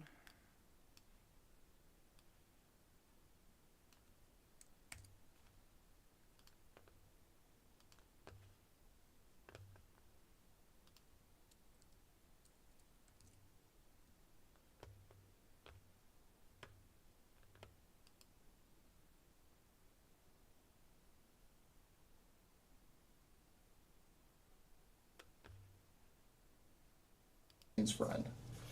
Is that accurate? I'd say that it was accurate to say that I felt closer to her than to him. And for the record, why was that? Because I had seen her more and because she was very good friends with Evelyn Rothschild and his wife Lynn, whom I knew and was in regular touch with. During Ms. Maxwell's interview, she stated that President Clinton was her friend. You see, and he's saying he knew Rothschild. And this is a connection that many of the conspiracy theorists have suggested about this influence. And pay attention, lawyers on left, when starts to name Rothschild. You see how the lawyer acts? Because there's all these conspiracy theories going on, and then this is being mentioned. It's almost like a cliche thing. Friend, not Epstein's friend. Is that accurate? I'd say that it was accurate to say that I felt closer to her than to him. And for the record, why was that? Because I had seen her more and because she was very good friends with Evelyn Rothschild and his wife Lynn, whom I knew and was in regular touch with. During Ms. Maxwell's interview, she stated that President Clinton was her friend, not Epstein's friend. Is that accurate? I'd say that it was accurate to say that I... Yes, exactly, chat. So yeah, it's an Illuminati family. It was a banking family from a long time ago, and they continued on over generations to today. And that is a connection that they influence world leaders and influence different policies, because this whole thing goes all the way back from olden Europe. For instance, there's the Napoleonic Wars, and they would fund both sides. Like you have a banking, the brothers would have banks all over Europe, right? So if there's London, right, let's say, and they'll send over some gold, write a letter and send some gold for bro over in France, and that way they just win every time. There's an incident where he had a pigeon and he sent it out to go tell everybody that the British lost and the stock went down and crashed. And then it went up and bro got like billions of dollars because he was able to do a trick here. So, oh no, the stocks are down. And then it went up. Yeah. So that is what it's a banking family from Frankfurt, and they influenced a lot of media, and there's conspiracies that they're involved with different presidents and different world leaders, and there you go right there. Scared. One of the Illuminati families. Maxwell's father was Mossad agent. Yep. That is true, you see. It's all connected about that.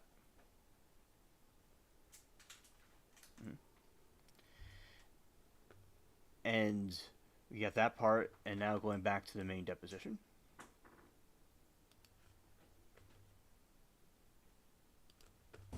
But, and when I once thought he was there, but now that I think about it, I don't think he was.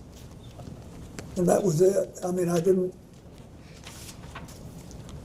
that's what I remember. And you mentioned you visited Mr. Epstein's house, are you referring to his New York townhouse? Yes. And your communications with Mr. Epstein, did you ever have any communications that were not related to the foundation? I don't believe we ever talked about anything but the work we were doing. I mean, maybe small talk, I can't imagine, I don't remember the conversations. And for the record, before we move on, did you ever have any communications with Mr. Epstein that related to young women or girls? No.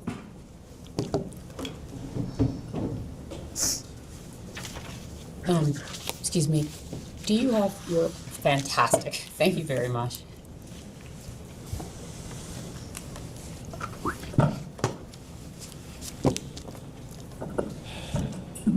Am I good? Good morning, Mr. President. How are you? Fine. I want to first start out by asking you, have you ever been or traveled on, or has Huma Abedin ever traveled on Epstein's plane? If you know. I don't know. She might have taken one of the trips with us, but I don't know. Okay, so have you flown on a plane with her? Several times. Several times? Can you say, have you flown on a plane, any plane? The Lolita Express. What is that, when you say that? Have you flown on the Lolita Express I don't know with what Jeffrey? Objection. I don't know what that is. Have you flown on Jeffrey Epstein's plane with Huma Abedin? Asked and answered, you may answer again. I don't remember, but but I have phoned. She's been sort of a part of our family for a very long time. So and when I went to the Middle East, which I don't think I ever took a plane ride with Jeffrey Epstein, but she would typically go when I did. So have you traveled with both of them together? Excuse me, both of whom, Congresswoman? Of course. Have you traveled with Jeffrey Epstein and Huma Abedin together? I do not know. Okay, thank you. If the staff can please pass out EFTA 0021628 and the rest of the documents I have them print regarding passports to the President and Council. This will be Exhibit 12. Thank you.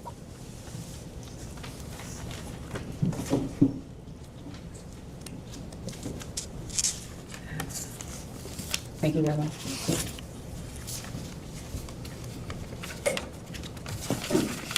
So,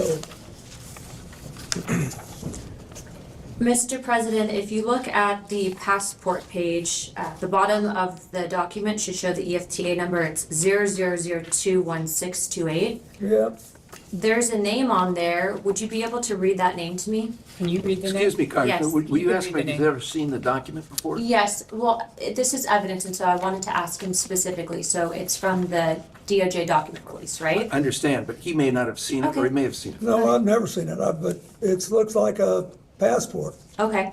Can you tell me the name that's listed on the passport? Excuse me, he's never seen this document. Would you just read the name, please? Yes, the name is Marius Robert. Marius Robert, yeah, Are you familiar with that name at all? no. Okay. Would you be able to identify the individual in the photo? It looks like Jeffrey Epstein.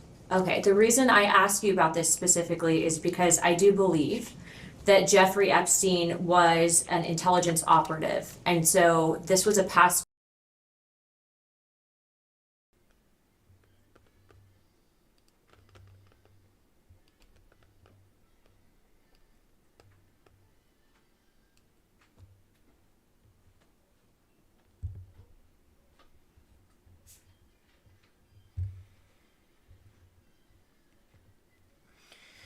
All right, so in the Weimar Republic in Germany, there was a very unfortunate event of high inflation and degeneracy that spread, and it caused a great collapse of Germany. And to this day, we seem to have once again have issues with America and West in general.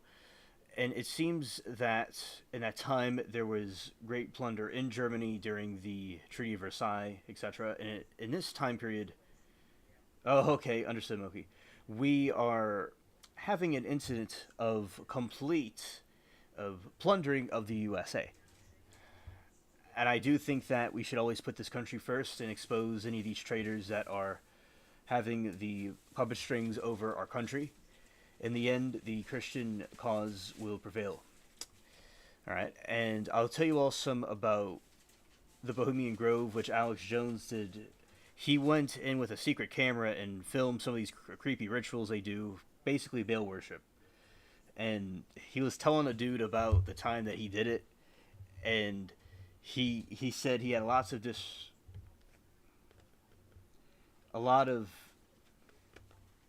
well, you heard a lot of things, Lori. You heard a lot of things. And that is what, in the Bohemian Grove, the dude said he disrespected Alex Jones for that. I disrespect you, sir. And everyone was saying that was like a real funny, witty thing the dude said. But, yeah, he went in there and did his attack. Right. Epstein was an intelligence operative. Well, I'll be. That's the first thing I've heard from these files that ring true. Yeah, that he was connected with Mossad and through Maxwell and through himself. And he was friends with Weinstein too, and they're a clique, and they did things. I heard Mike Myers is part of the FBI too, secret agent. Right? Yeah, definitely. So those are the connections that Maxwell has with this and compromising the American country.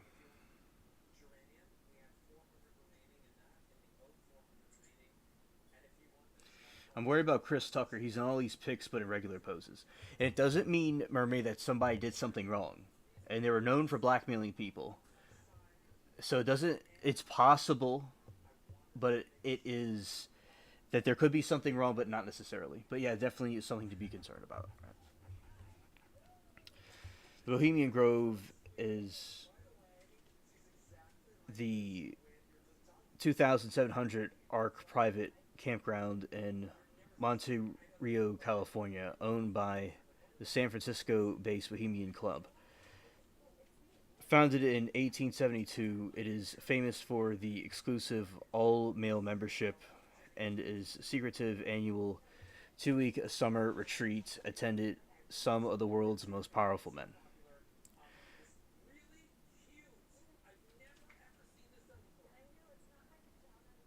Dr. Shrek or Dr. Evil. Right, Eugene says, whole bunch of people were on the plane and the island. Yep. Yeah. In the emails, there's all these different information going back and forth. You know, that's what happens. He had secretaries running the show, bringing people here and back to the island and through the Manhattan area where they were doing it. So he had a whole business with this massaging thing going on.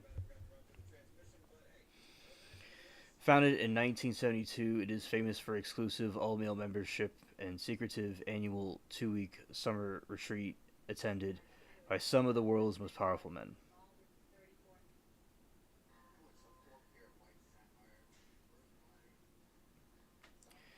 Originally started by journalists, artists, and musicians, the club eventually expanded and included prominent business leaders, government officials, and every Republican U.S. president since Herbert Hoover.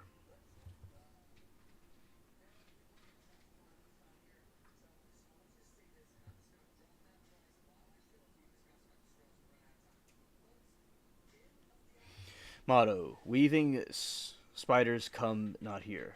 A line from Shakespeare's Midsummer Night's Dream, intended to prohibit business talk and networking during the retreat activities. Despite the motto, the Grove is known for its lakeside talks where members give information speeches on public policy and global affairs. Infrastructure. The site features over 100 individual camps like Mandalay or hillbillies, or members stay, as well as amphitheaters, a large dining hall, and a man-made lake.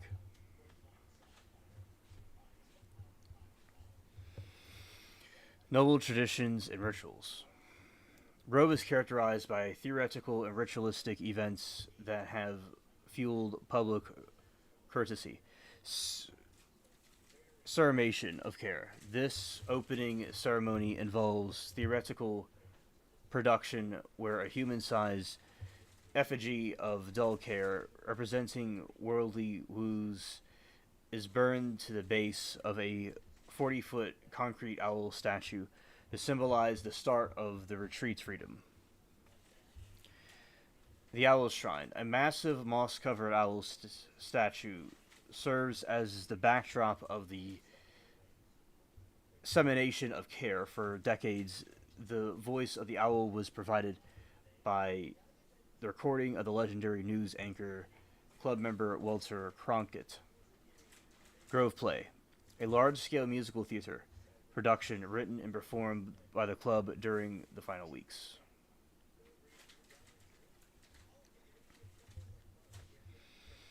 Alright, so there's secret influence. While the club claims to be purely social, major historical events have linked the Grove to such as 1942 planning meeting for Manhattan Project.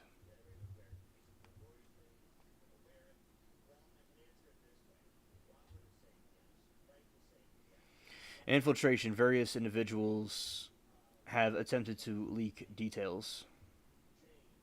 Mostly notably filmmaker Alex Jones, who snuck in the 2000 film Cremation of Care, claiming it was an occultic ritual.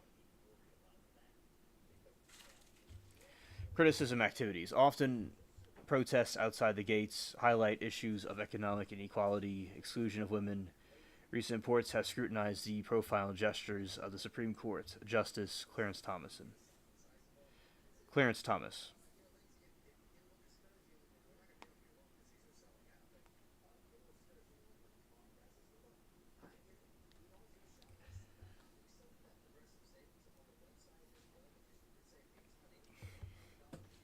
Eugene says, do you believe in astrology? I don't, but I have seen some interesting correlations with what is going on right now. There's a belief that astrology came from the fallen angels or something like that. People may have different opinions about it, where it came from. So there may be truth to it. It's just that the source where it came from may not be completely... the entities that revealed it may not have been completely... have the best intentions. Or they just were doing something maybe they weren't supposed to do. But yeah, there's probably some truth to those astrology stuff. But it's usually frowned upon about practicing it. But definitely there's truth with it. Most likely. Yeah. In some situations. Alright, so that's what the Bohemian Grove is. Alright, and continuing. Passport that was actually entered in and released by the Department of Justice, but this was an FBI filing. It was found in his safe, if you will. So it's an alias. So the reason I ask you that is because given your nature and position, I'm wondering if you were essentially targeted by a honeypot operation and or by intelligence to gather information. So that's why I asked you that question. Well, if it was a honey, Mr. President, there's not a question pending. I have, is there a question? No. You can ask a question. Well, I'll be getting to more, but that's the reason Oh, I agree, Mermaid, about Epstein probably being abused as a child. That makes sense.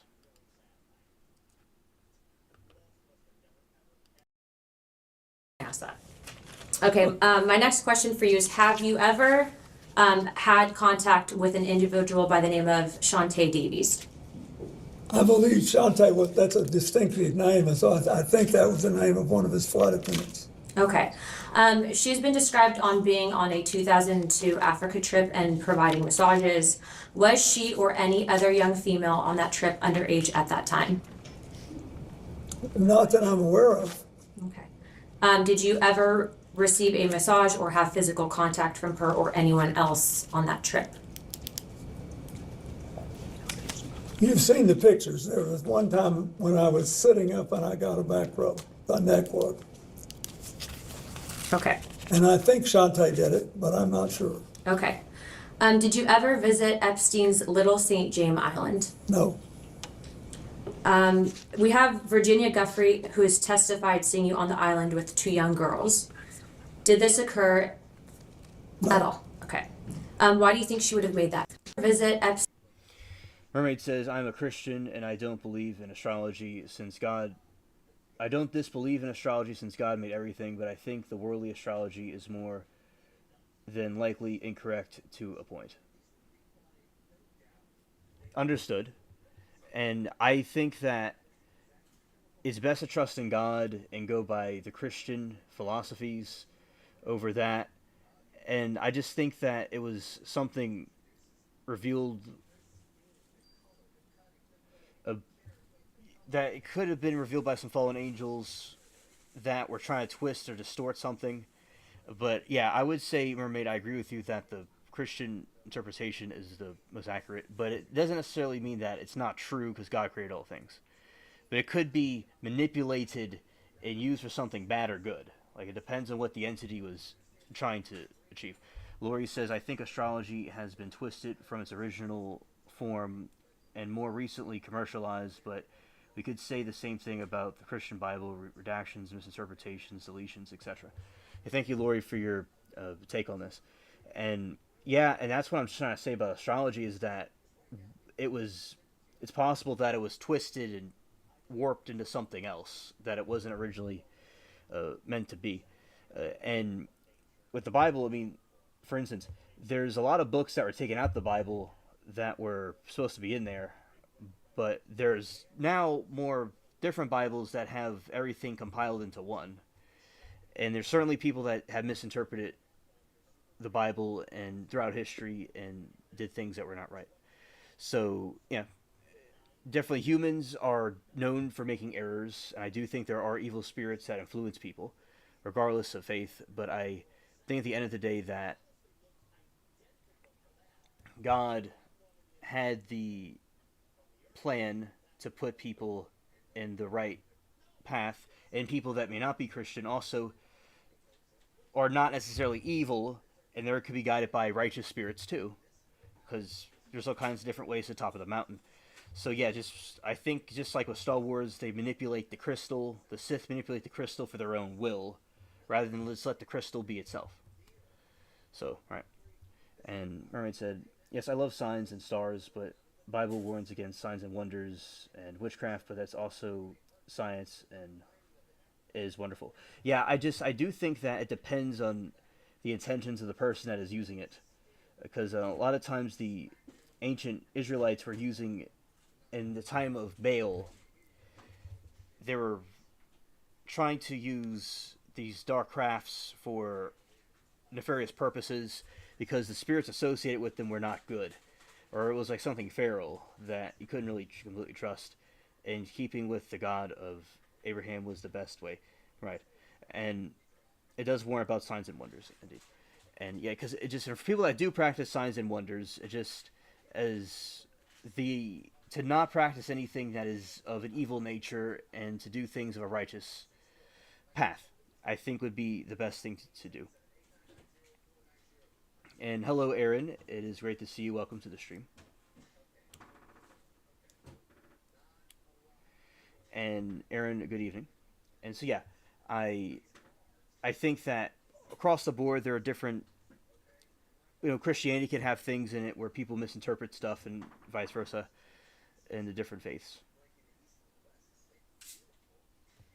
And that is what happened. Thank you, Lori, for your take on that. I appreciate it. And, oh yes, a mermaid. Abs was here earlier. So I saw her at my Blood Moon stream. But what happened with her was it was a short stream. It was like a 7-minute premiere.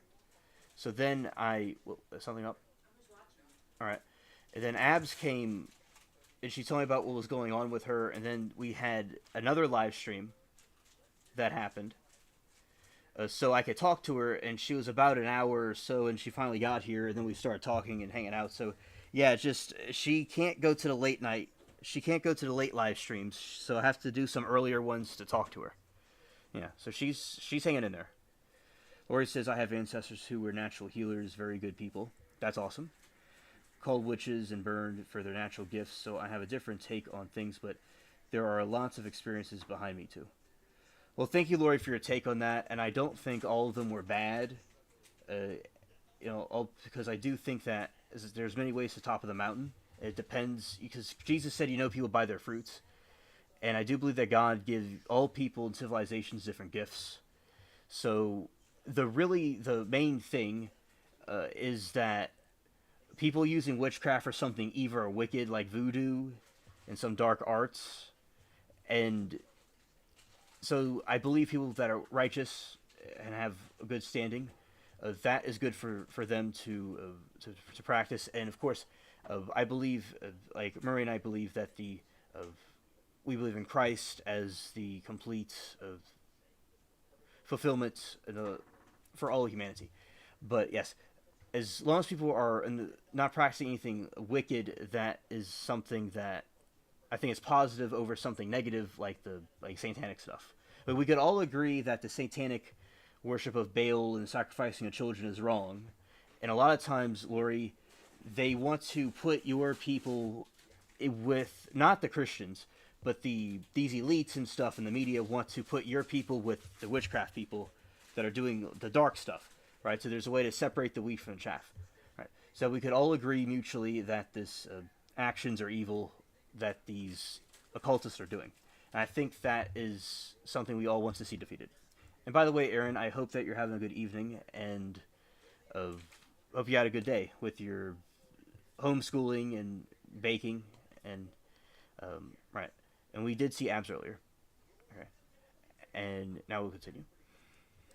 Epstein's Little St. James Island. No. We have Virginia Guffrey, who has testified seeing you on the island with 2 young girls. Did this occur at all? Okay.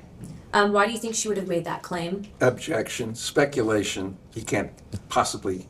Have you ever met her or any other Epstein associated underage girl? Not to my knowledge. Okay.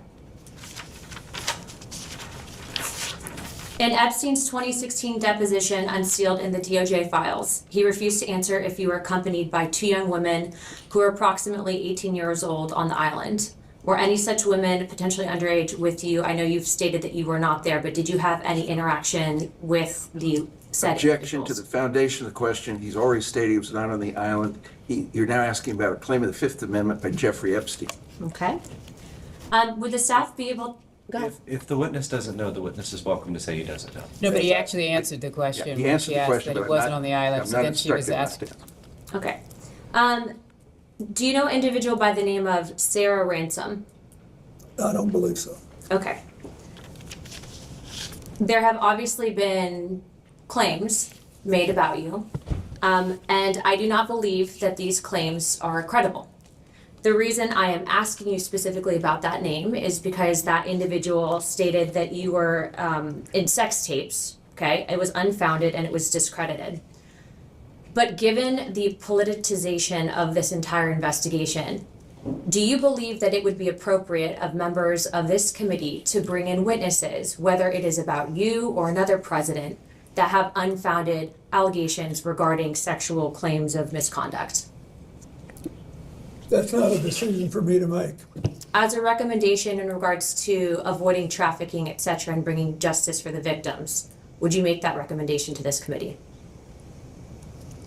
Congressman, just so I understand the question, you're saying if the witness has unfounded claims? Well, I don't believe that Sarah Ransom's claims about the president are founded. I don't believe that there's sex tapes with you, President Clinton. No, I'm just asking about your question. Is it, you're not asking if somebody with plausible claims should be brought in. You're asking if somebody with implausible, unfounded claims. Correct, because these claims were found to be unfounded by investigators. So are you asking his opinion? Yes, because we are trying to figure out in regards to being able to further this investigation and whether or not we are going to be interviewing other individuals regarding sex trafficking, avoiding in the future. I know that you and your wife have both been big on this issue. So I'm asking you, would you think that it would be appropriate that this committee bring in someone like Sarah Ransom, who has unfounded claims that have been debunked, in this investigation. It's So he a answered simple the question about, he answered this question when you first asked it then, when he said that it wasn't for him to make those decisions. Well, I'm asking for his recommendation to the committee and follow-up. It's not a gotcha question. This is obviously a very serious investigation. Well, first of all,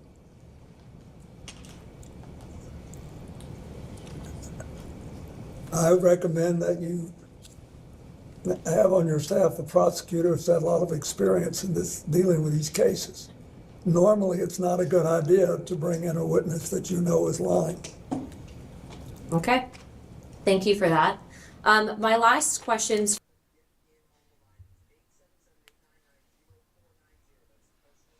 Mermaid said, Lori, but when Grandma passed, they said her breath went into a hummingbird, and I had them visit me a lot, and it's weird too. I like, but I don't understand. Oh yeah, and by the way, I had some hummingbird cake for my birthday, so that's some synchronicity right there. And definitely the spiritualism with the animals, etc. And I know about that stuff from,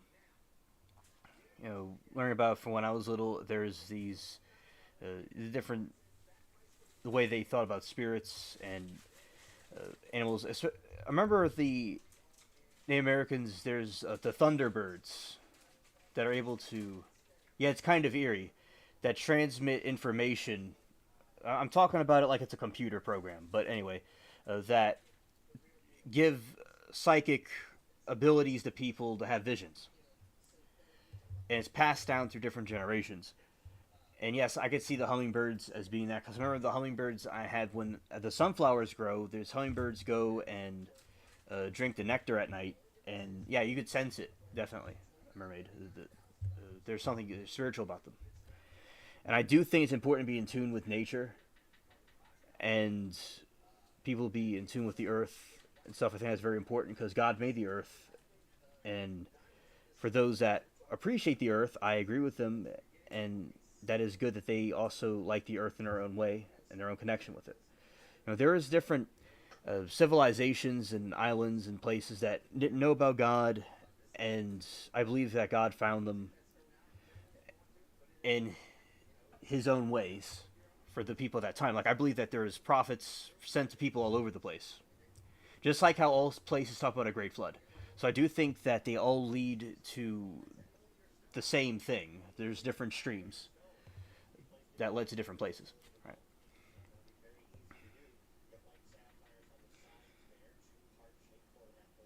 Oh, right, exactly, Mermaid. And Eugene says hello to Aaron. Facts. Awesome. Now we'll continuing with Slick Willy right here with his sinister, him and his sinister self. For you, are you familiar with anyone by the name of Adriana Ross? I don't think so. How about Sarah Kellen? I don't think so. Okay. Would you recommend that this committee bring in individuals that were listed as trafficking minors? They were listed as co-conspirators and then given plea deals. I don't know enough about it, but I think you should do whatever you think will strengthen the ability of the United States not to have this happen again. Okay. Is it possible, and in your opinion, that you and or your wife were targeted as a means of an intelligence gathering operation Object the by form of Jeffrey the Epstein and question. Ghislaine Maxwell? Object to the form of the question. No objection to if he knows that they were targeted. I believe that's what she asked. No, she said, is it possible? So she's asking him to speculate instead of asking him, does he know? Do you know if you were targeted at any point? I don't, but Okay. I don't. I'd sort of be surprised, but I'm not. I don't know. Okay. All right, Chairman Comer, I think that builds my time. I just want to say thank you very much, President Clinton, for coming in, and I do. Lori says, my late husband's totem is the bald eagle. There has been a really big one hanging out on the pond alone since my son came back to stay with me, and we've been dealing with some hard stuff. Sending positive vibes and prayers for you both, and the bald eagle totem, and that is the bird of our country, the bald eagle. It's a very noble bird. A very big one, too. Yeah, it's a very nice totem.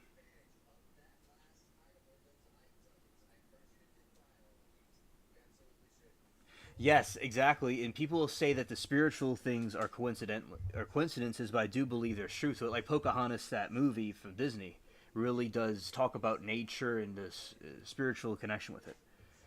And for instance, I have a couple of dream catchers in my room that are cool. He did lie about Monaco, Eugene. That is true. And when someone lies once, they probably lie a million other times. So, yeah, that is the situation with Slick Willy. And yeah, because I have dream catchers, and I like always like being in nature and absorbing the different energies in it. Thanks. Oh, you're welcome, Lori. All right, and now continuing. Understand that this has been politicized, but again, I will state on record, and I will state this to the press, that I don't believe that Sarah Kellen's claims against you are valid. Thank you.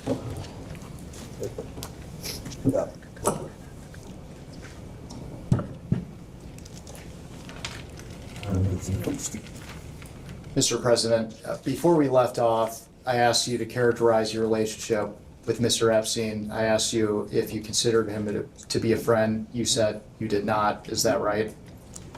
I said we were friendly and we had a cordial relations, but I didn't know him well enough because we had almost no contact beyond what I described. At this time, I'd like to introduce what will be marked as Majority Exhibit 13. And this is Bates marked House Oversight 000126. And while it's being passed out, this is a letter from a book of letters, which it's his 50th birthday. Jeffrey Epstein's 50th birthday. The questions. Yep. Mr. President, do you recognize this letter? Do. And for the record, does this appear to be your handwriting and signature? It is. And why did you write this letter? Why did I? Because I was requested to contribute a nice letter for his birthday book. And who asked you to write the letter? I don't remember. Would Miss Maxwell have asked you? I don't know. I think someone on my staff asked me.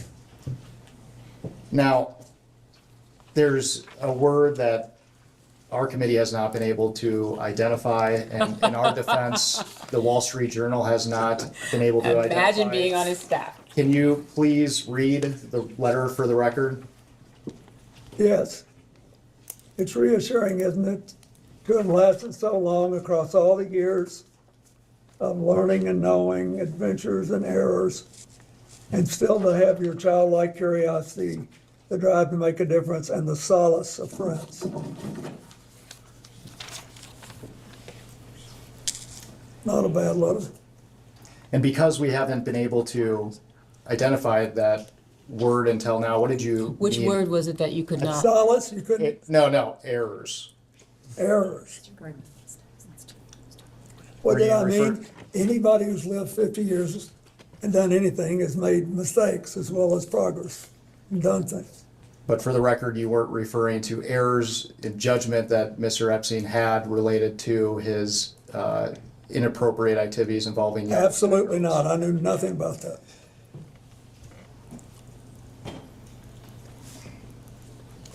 Did you ever see the birthday book compiled together? I don't think so.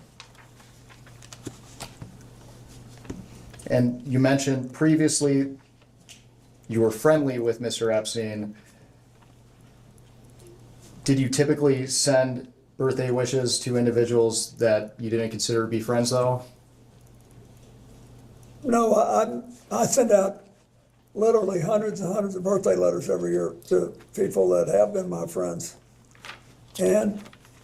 But if somebody's doing a special, I've sent birthday letters of congratulations to people I've met 2 or 3 times for their 70th birthday, their 80th birthday, their 50th wedding anniversary.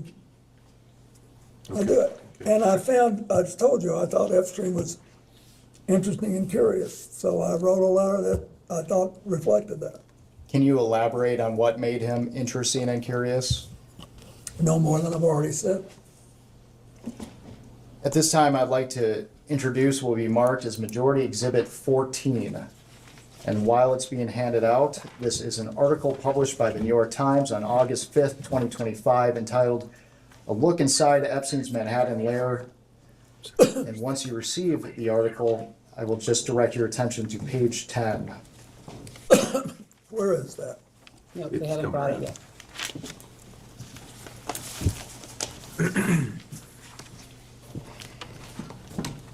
Thank you very much. And we're specifically looking at a framed photo on a wooden table alongside multiple other framed photos. And we're focusing on the photo in the middle, which appears to have a golden frame. Where is that? I think two more pages. Right there.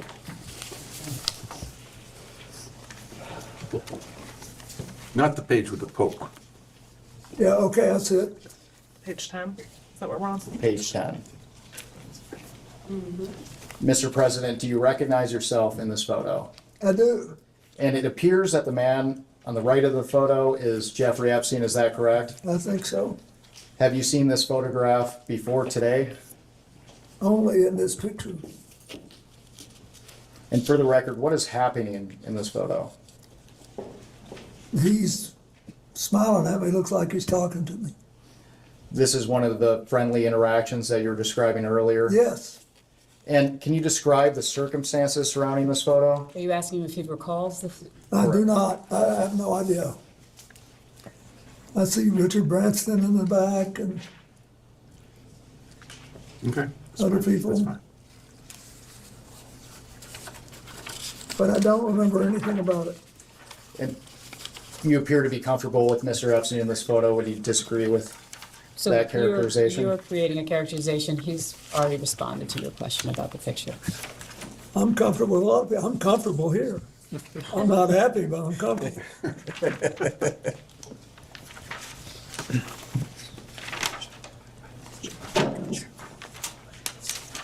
And my conscience is clear, that helps.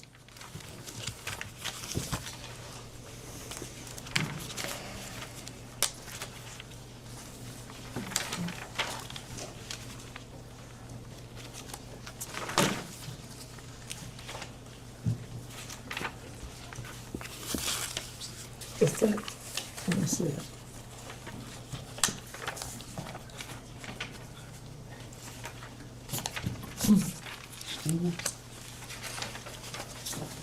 Okay.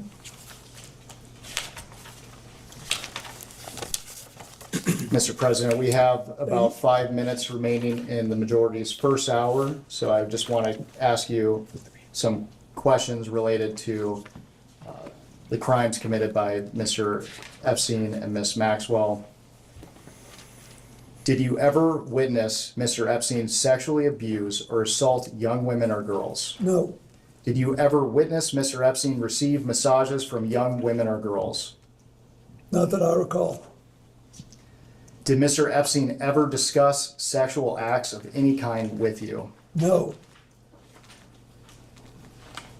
Did you ever have any sexual contact with young women or girls in the presence of Epstein or Maxwell? no, Did you ever have sexual contact with any young woman or girl introduced to you by Epstein or Maxwell? no, Mr. President, with the benefit of hindsight, were there things you witnessed that could have suggested that Epstein was trafficking and sexually abusing young women and girls?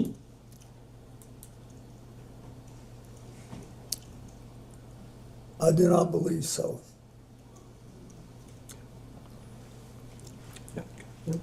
We will go off the record.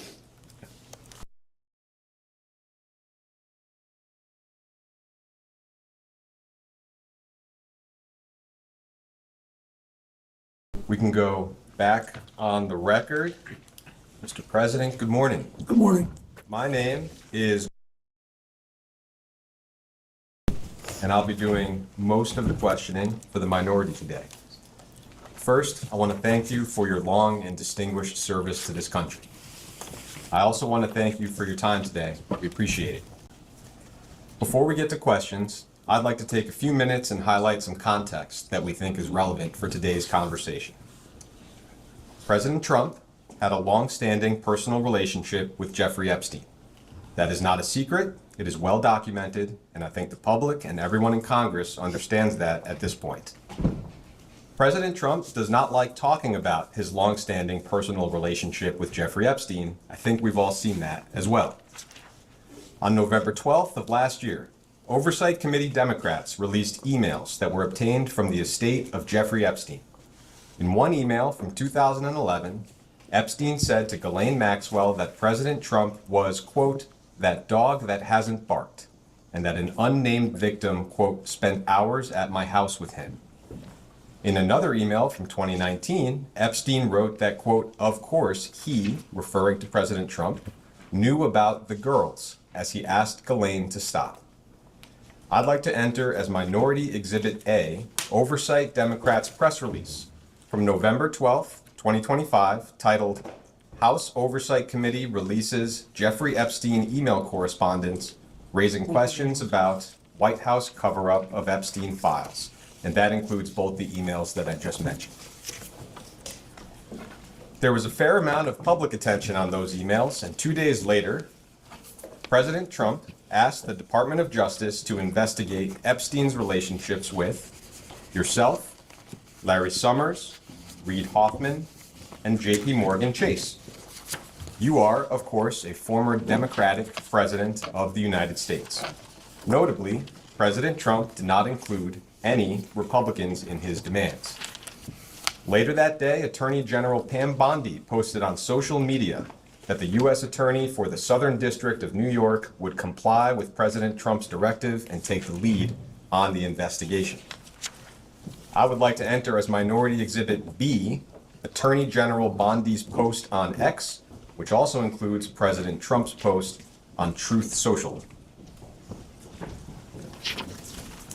It is well understood that you had a personal relationship with Mr. Epstein, and we will talk about that today, but the events I just described color our perspective on the conversation. It appears as if you and other Democratic figures have been targeted by President Donald Trump in an attempt to distract the American people from his own long-standing relationship with Jeffrey Epstein. And if that were true, it would not be the first time that President Trump has targeted his political enemies under the guise of law enforcement. This deposition is occurring in the context of unprecedented weaponization of the Department of Justice by Donald Trump. You may have a perspective on this of your own, so before we get started, I just want to give you the opportunity to share any thoughts you might have on that subject.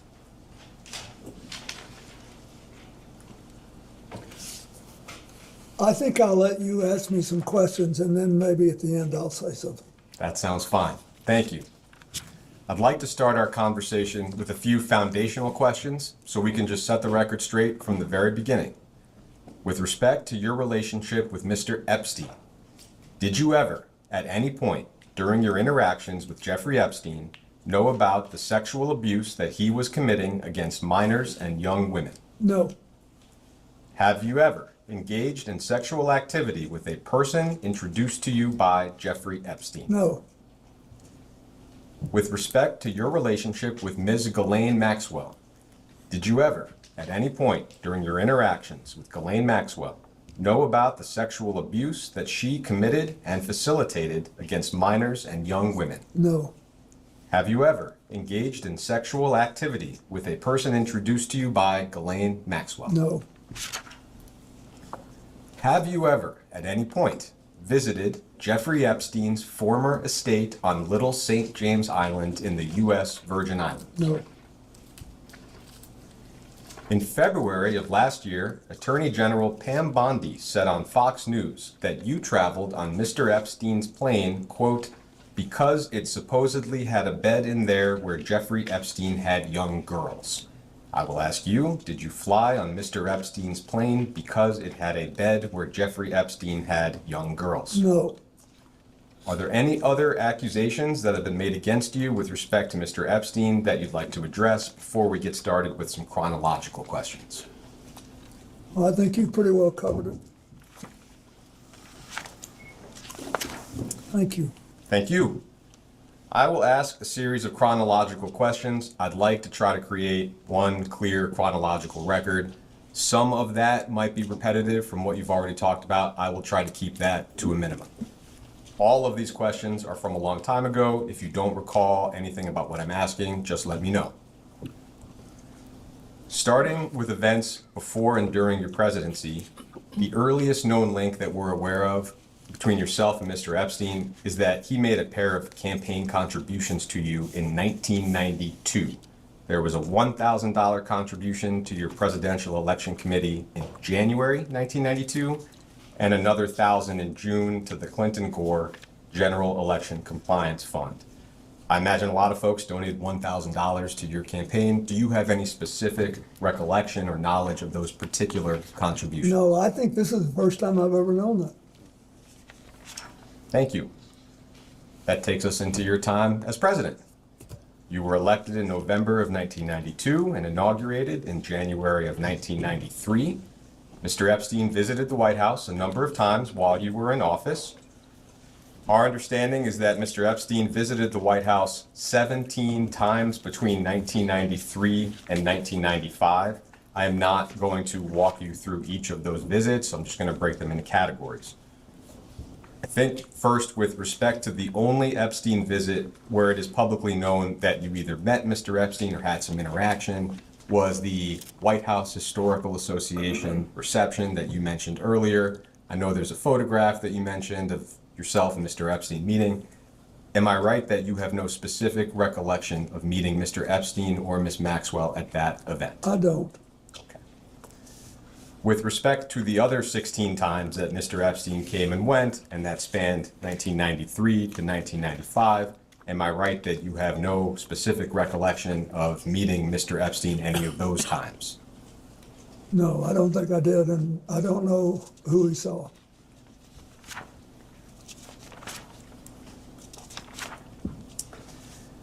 It's been publicly reported that in March of 1995, there was a fundraiser in Palm Beach that you attended and that Mr. Epstein also attended. Other guests reportedly included Jimmy Buffett and investor Ron Perlman, who may have hosted the event at his home. Do you have any specific recollection of that event?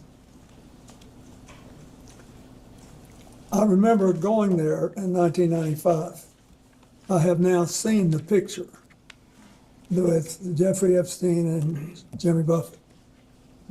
I recognize Jimmy Buffett. He was a longtime friend of mine. He performed for me twice in my second term as president. And we were friends for the rest of his life. But that's it. I don't know if he knew Mr. Epstein. I had no idea what that picture was. I didn't remember it. And so is it right that you have no specific recollection of meeting Mr. Epstein? No, I don't. At that fundraiser, just for the transcript? Yeah. I'd like to introduce as Minority Exhibit C an article from the Daily Beast titled Jeffrey Epstein Visited Clinton White House Multiple Times in Early 90s. That article is dated July 24th, 2019. Once you receive it, I'll just direct you to page 8 of the article that you're about to receive. Okay. It's not dated.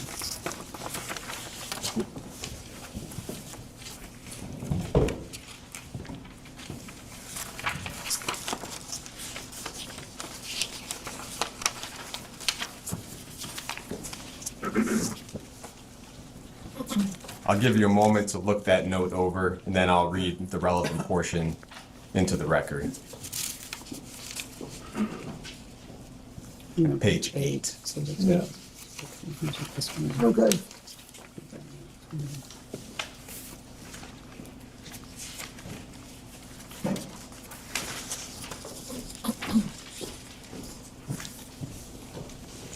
Yep. So you can see here that on April 27th, 1995, Lynn Forrester, now Lynn Forrester de Rothschild, sounds like served on a few committees or boards under your administration, wrote you a note. I'll just read part of that note out loud. Dear Mr. President, it was a pleasure to see you recently at Senator Kennedy's house. There was too much to discuss and too little time. Using my 15 seconds of access to discuss Jeffrey Epstein and currency stabilization, I neglected to talk to you about a topic near and dear to my heart, namely affirmative action and the future. And that's the end of the relevant portion.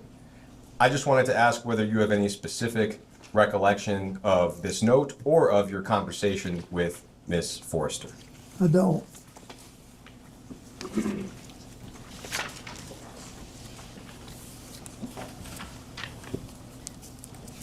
As far as you can remember, at this point in the middle of 1995, how would you have characterized your relationship with Mr. Epstein? It would be virtually non-existent. Do you recall any other interactions that occurred between yourself and Mr. Epstein during your time in office that have not already been mentioned today? No. I think I've told you everything I know.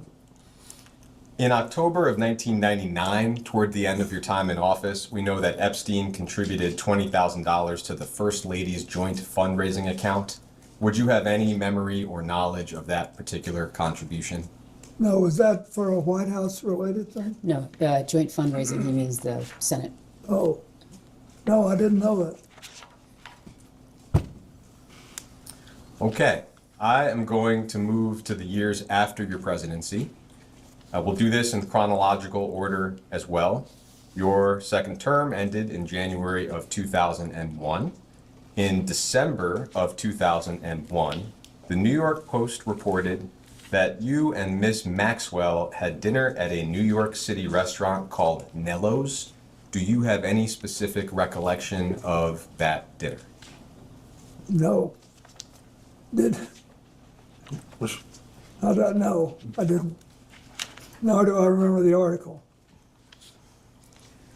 So moving into 2002, you touched on this in the previous round. It sounds like there were two meetings. We don't have exact dates for them, but one of them was at your office in Harlem with Mr. Epstein.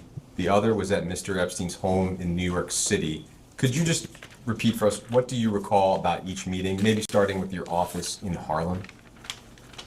I just remember that sometime in 2002, I think, he paid a visit, and he had become,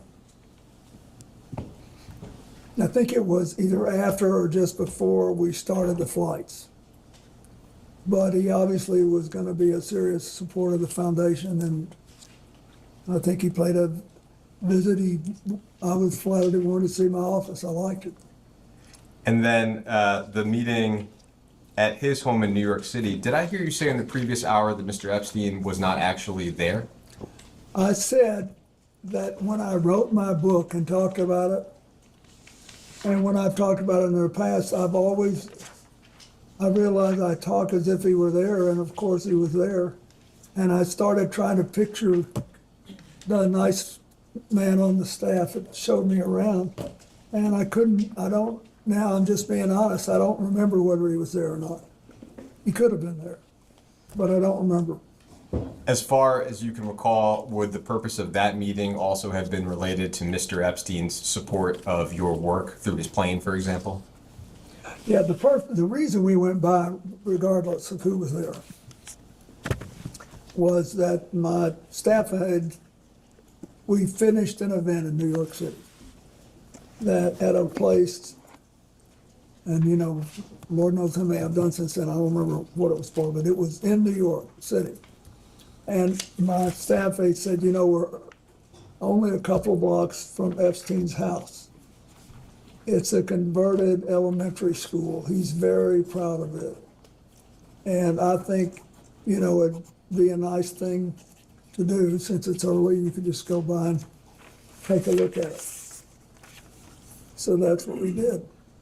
Do you recall seeing anything or anyone in his home that was suspicious or reflected abnormally young women or girls?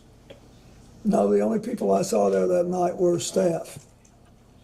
And him if he was there, I just don't remember. Do you recall seeing any images of young girls or women at Epstein's home?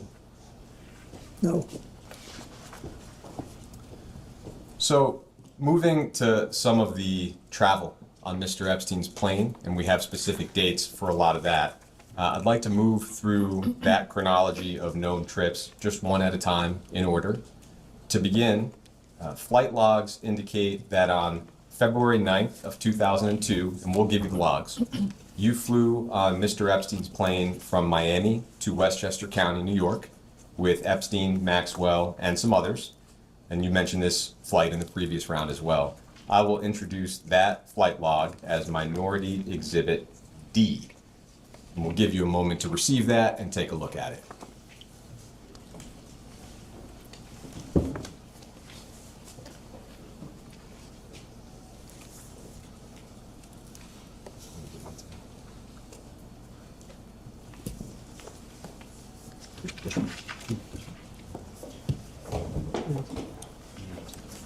Is this one page? It is one page, exactly. Excuse me, Mr. President. And the flight in question, the leftmost column has the number 9 on it, and you can see your name at the beginning in one of the middle columns. Excuse me, Yeah. at the top, it says 15. Are you talking about a date? Could you just? Yeah, the one on February 9th. Thank you. Sure.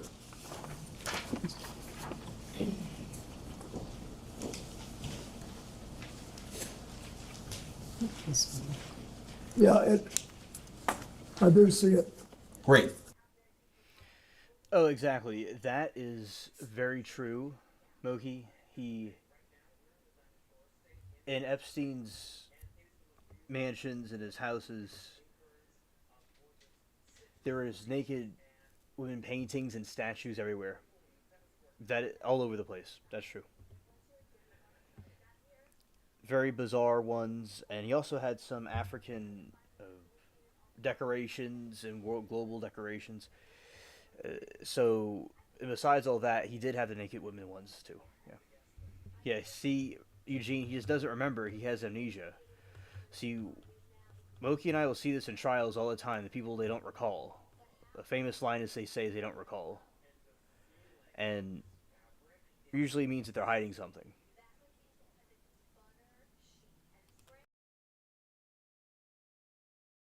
I'll just ask some specific questions. As an initial question, and we can see it here, you had a Secret Service detail that traveled with you after you left office, presumably still does. Is that correct? Yes, that's correct. And did that detail accompany you on all trips that you took with Mr. Epstein? Yes. For this trip from Miami to Westchester, first, just do you recall the circumstances of the trip? No, I was down there and I was coming home. I don't remember why I was down there. In terms of who was present on the flight, and we'll do this exercise with the other trips as well, are you able to make out from the initials here maybe who is who? In other words, I can see your name and I can see 4 Secret Service. And then from there we have 2 males, 1 female, I think Mr. Epstein and Ms. Maxwell, and then SK and AP. Do you have any recollection of who any of those folks may have been? No. I just don't remember. I'm sorry, I don't. And the initials, they don't mean anything to me. This isn't a record from yours. This is their record. Yeah. In February in 2002, so the same month as this flight, it was reported that you and Miss Maxwell were seated together at some type of charity gala in New York. I don't know what the charity was or where exactly the event occurred. Do you have any recollection of what I'm referring to? Could you state the date again, sir? In the same month, February 2002, and I don't have an exact date. What was the report in? Simply that you and Ms. Maxwell were seated together at a charity gala in New York. Wow. I have no recollection of it, but it could have happened. Heading into March of 2002, so the following month, we have a series of international travel, and the first of those trips indicates that on March 19th and 21st of 2002, you flew on Mr. Epstein's plane from JFK to London and back with Mr. Epstein, Ms. Maxwell, and some others. We will introduce those flight logs as Minority Exhibit E and go through the same exercise.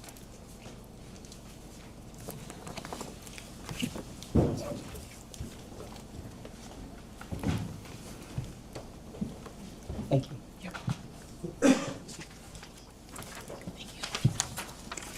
And that's the 19th and the 21st.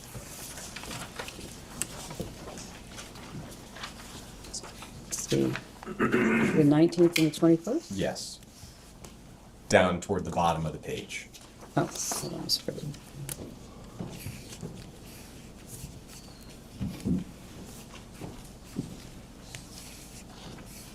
Was this a flight to London? Yes. Yeah, this says we had 10 Secret Service agents. So I guess just to start with, do you recall the circumstances or the reason for this trip? And this was when? This was March of 2002. I don't, but keep in mind, there was a lot of stuff going on. India, in the late January, 4 days after I left office, had a horrible earthquake. And lots of people died. And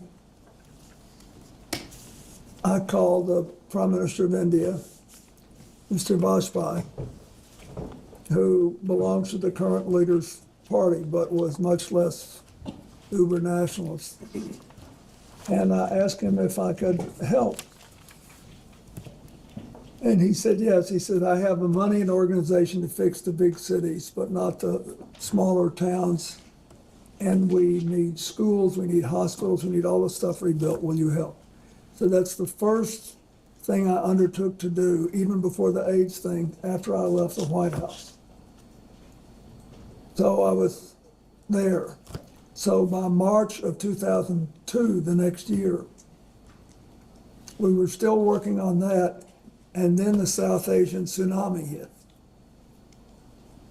in December. So I was doing all this stuff and also trying to get set up at home too.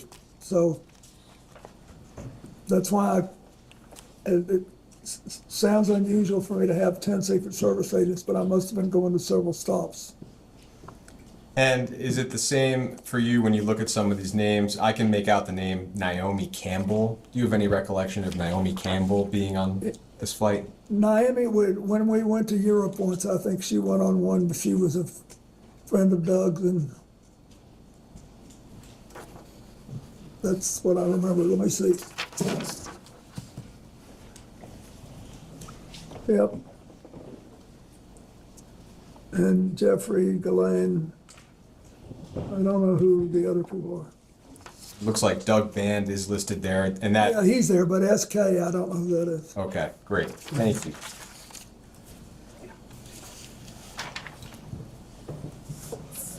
Moving to May of 2002, just 2 months after the one we just looked at, flight logs show a series of flights around Asia. Got 5 flights, including Hong Kong, China, Singapore, and Thailand. I'll introduce the flight logs for that trip. Just take a look at it together as Minority Exhibit F.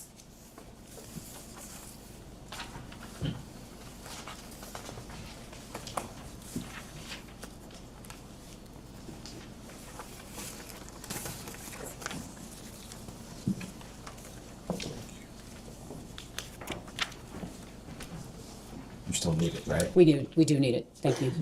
Oh, great. Thank you very much.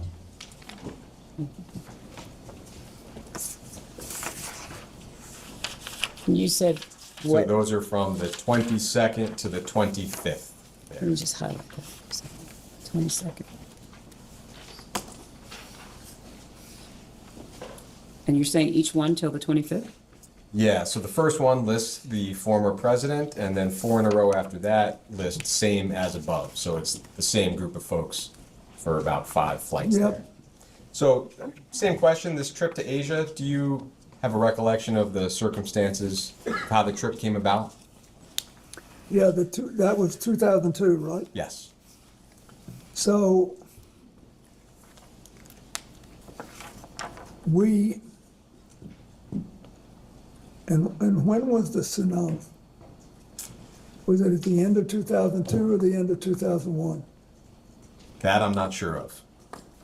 But just to the best of your memory, you have to share what you know. Anyway, to the best of my memory, this was a trip to raise funds to organize our health network in Asia, which was basically designed to deal with AIDS, but also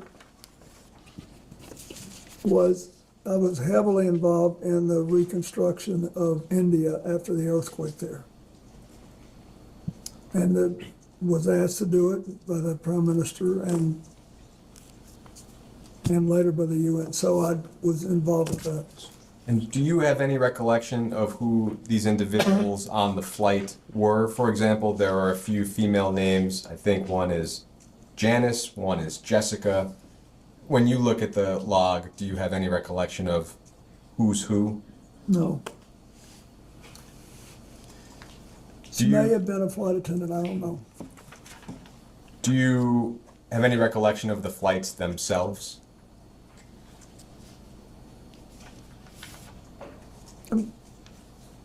Of this Not the particular flights flight? themselves. This group of flights. I remember we made several stops and you mentioned them. And we're going there, but that's all I remember. To the best of your recollection, whether with respect to the flights or the trip itself, did you ever witness or become aware of sexual abuse of any kind? No. We then have logs showing 2 flights in July of 2002, and I will introduce those as Minority Exhibit G. Give you a moment to receive those. What was the prior one? Prior one would have been F. And that was the May 2002 flight log. Where's F? No, I put F on that, but I thought that was, sorry, so you're. No problem. It should be May 2002. I have as F as in Frank. Okay, I'm not sure what this one was. Okay, got it. I'm gonna get the labels later. Okay. Thank you, sorry about that. No, I not at all. apologize. So this one will be G, and it's July of 2002, specifically on July 13th. Oh, sorry. Next one, Mr. President. That's the old one. Is that right? I'll give that one to David. I'll And you give you a said- moment to Does look this at say it. where we're going? Yeah, it's on the 13th, and these flights are from Morocco to Portugal, and then Portugal to JFK. And our understanding, just from public reporting, is that this may have been part of a trip to Morocco to attend the King of Morocco's wedding. And you're asking him about the legs that he's on. This Correct, was- exactly. This was July of Is that when his 2022. wedding was? Sorry? Is that when he got married?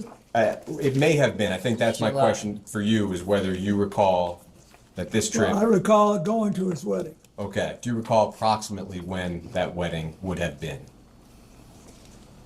No, but it was a long time ago. I don't know if this was it. But I did go to Morocco more than once. Do you recall attending the King of Morocco's wedding? Absolutely, I did. Do you recall whether Mr. Epstein and Miss Maxwell also attended that wedding?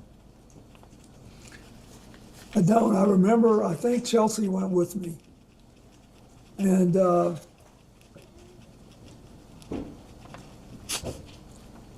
remember because My late mother-in-law loved Morocco, and Chelsea was there with her once, and she wanted to go. So we went, and it was really nice. I was very close to the king's father, and I marched in his funeral when he died.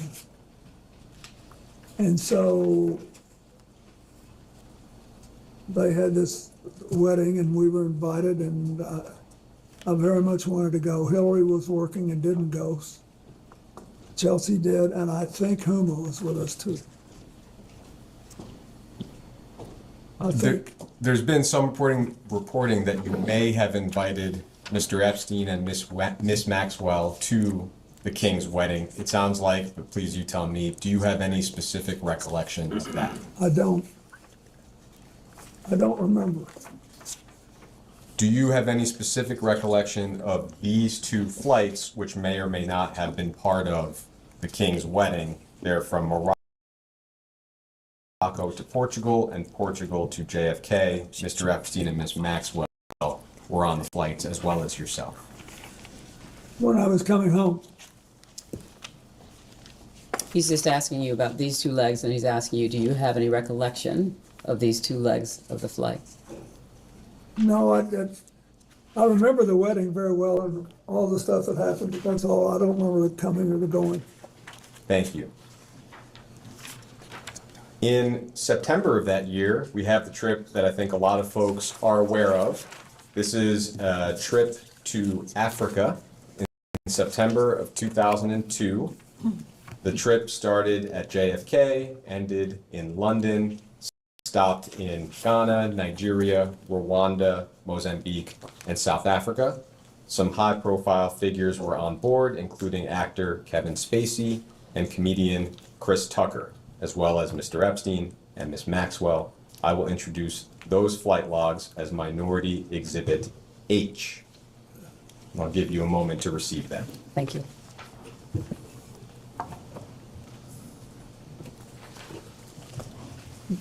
H. Thank you very much. H.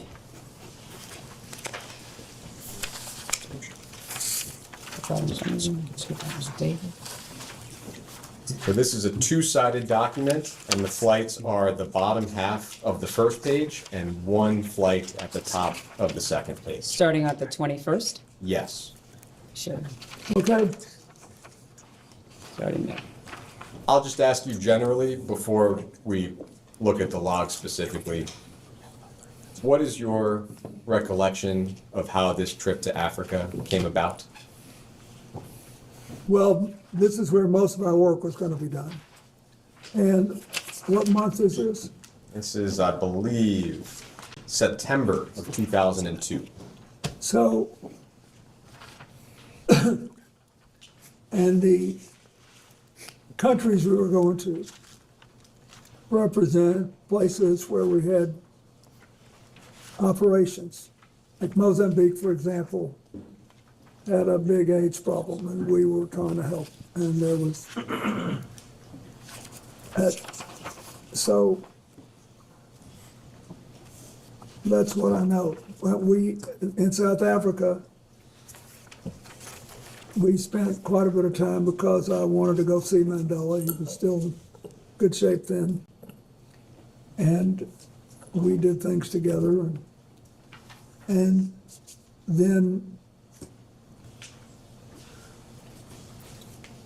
Charlene Hunter-Galt, who was one of the black women that integrated the University of Georgia and became then a very well-known international television commentator for PBS. And her husband, Ron, had moved down to South Africa. And they were longtime friends of mine. We had celebrated the 150th birthday of Arkansas together in Little Rock. We were longtime friends. And so we went to visit them, and she threw a big cookout for us. And it was a funny time. Chris Tucker and Kevin Spacey imitated me.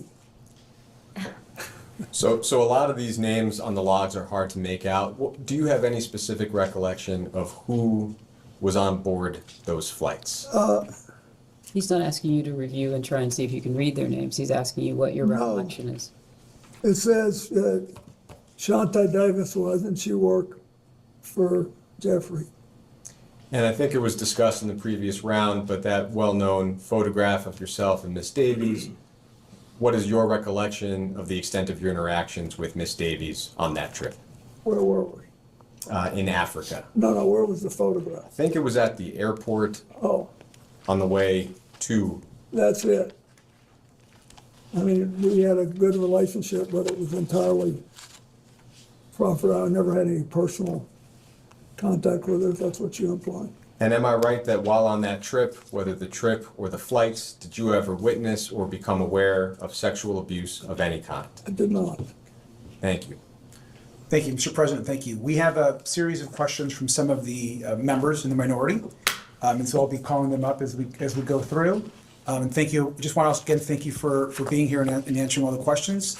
We appreciate that and for your service. Just two clarifying questions, one that was asked during the Republican hour, and I just want to have you reiterate it for the record. Either during or after your presidency, were you ever made aware of Jeffrey Epstein having any kind of relationship, directly or indirectly, with a foreign intelligence agency or service? And I ask because we've received a lot of interest and communication about that topic, and so I want to give you a chance to answer that again if there's anything No, else. I wasn't, and I understood why now when you showed me the passport, but I wasn't, I didn't know anything about that. Thank you. And then second, of course, this deposition also sets a pretty new precedent, I think, which is something that we've been discussing and folks in across the country are discussing as well. We're thankful that you're here. We believe in the minority that President Trump should also answer this committee's questions.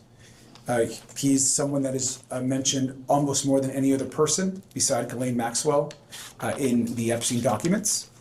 And so to get more information for this investigation, was wondering if you also agree that President Trump should answer questions of this committee. That's for you to decide, but he did know him well, and I once had a brief discussion with him about it. Thank you. Thanks for the answer. With that, I'm going to go to Mr. Walkinshaw, and we'll go down a series of questions.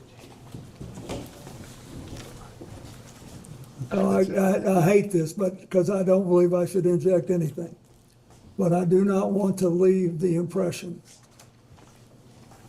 but since there was no follow-up question, the president never, this is 20-something years ago, never said anything to me to make me think he was involved in anything improper with regard to Epstein either. He just didn't. He just said we were friends, and then we had a falling out over a land deal, property deal. That's all. Thank you. Could I ask very briefly, Mr. President, Sure. if you recall, what were the circumstances of that conversation, or at least let's start with when did the conversation occur? It was on his golf course. And there were a couple of years there when Joe Torre, who had been the manager of the Yankees and was a friend, and had a tournament, a charity golf tournament, called appropriately for this investigation, the Safe at Home Foundation. And it was designed to combat domestic violence, of which Joe Torre had been a victim as a child. And so I wanted to support it. And so Donald Trump gave him the golf course in New York to have a tournament on, and I played in it a couple of times. And the day I was there, he would typically, Donald Trump would come out and play a few holes with us. And he somehow knew I had flown in Jeffrey Epstein's aircraft, and he said, you know, we had some great times together over the years, but we fell out, all because of a real estate deal. And he said, I'm sorry it happened. That's all. Do you recall whether President Trump was the first one to affirmatively bring up the subject of Jeffrey Epstein? No, but I'd be shocked if I did. I just don't do that. Do you recall whether President Trump elaborated at all on the great times that he had with Jeffrey No. Epstein? No, and at the time, I didn't put any, sexual spin on it. And as far as you recall, President Trump characterized the nature of the ending of their friendship as being solely due to the real estate That's bidding. what he said. Thank you. But I didn't think much about it at the time. And, it was 2 minutes and then we were gone. As far as you recall, have you had any other conversations with President Trump related to Jeffrey Epstein or Ghislaine Maxwell? No. And your best recollection, if you have one, of the year that this conversation occurred? Be 2002 or 2003. Thank you. But Thank you, Mr. President. Good afternoon. I just want to focus again on Ghislaine Maxwell. First, I'll ask you just to reiterate, did you ever at any point during your interactions with Ms. Maxwell know about the sexual abuse she committed and facilitated against minors and women? no. When did you learn that she had engaged in crimes against girls and young women? When the first evidence came,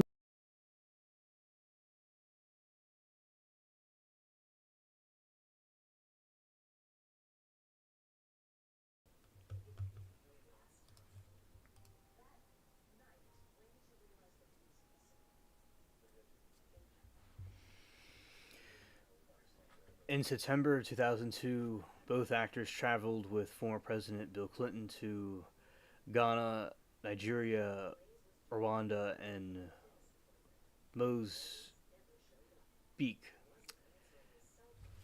in South Africa. The trip was organized through the Clinton Foundation to promote economic development and combat HIV/AIDS epidemic.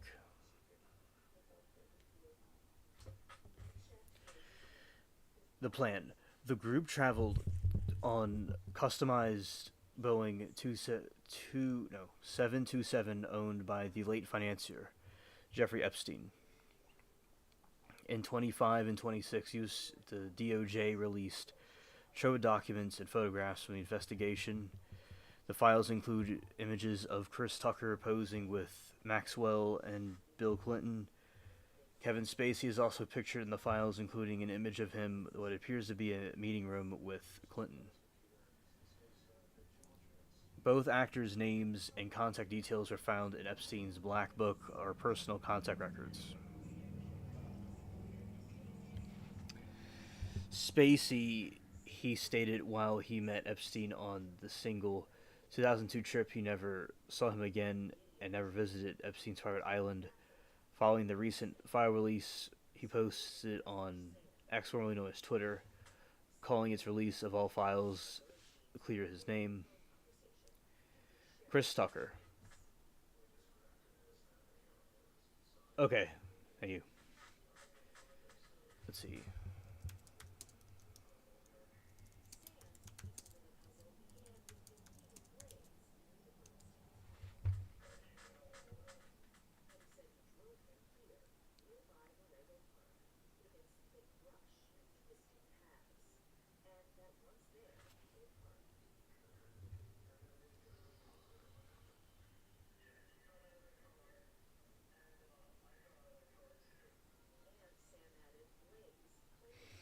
Kevin Spacey has faced numerous unrelated sexual misconduct allegations beginning in 2017, though he has been acquitted of charges in both US and UK. But it's all kind of strange that they know Epstein and Willy, and then one of them's accused of doing some things before.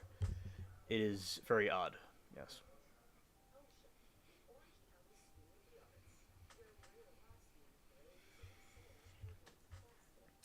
HIV must have went away like the flu during the coup.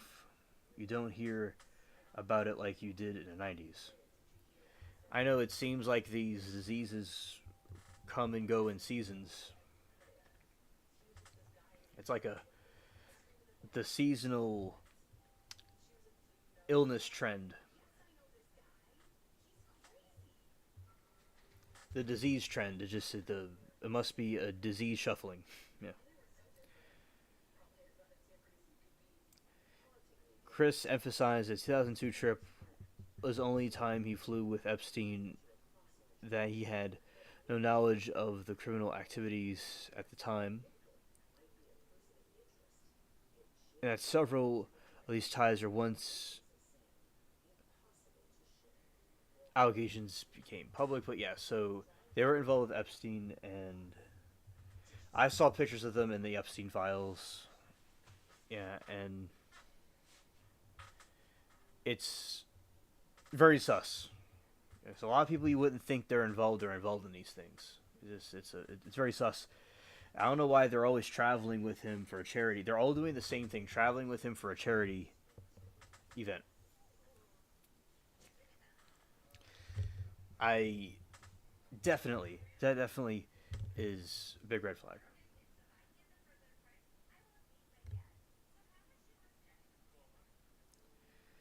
And Oki says, I know a young gay man that has it. Yeah, and that is unfortunate that he has that. And of course I know there are people that do have it. But sometimes it seems that it's, at one time it was more prevalent than it is now. And thank you for sharing, Moki.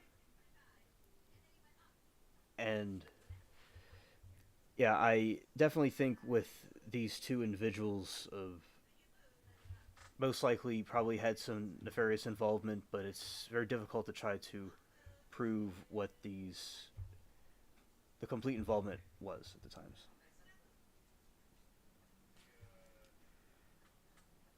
And Moki said, I had an older coworker that died from it. Oh, condolences about the loss. That's very sad. And Princess Diana saw different AIDS patients. And, she helped out a lot of people. Because I remember there was a time, like I just said before, where it was a lot of people were dying from it at one point, unfortunately. Yeah, I'm not saying it definitely would exist now, but you don't really hear about it as much as we used to. But as I said, doesn't mean it doesn't exist anymore. But yeah, it's not how it was in the past. I guess people have better medicines and more protected practices than they did before. But I don't know everything about it, so I don't know what all the reasons would be why. But anyway, it's good that hopefully less people get sick from it.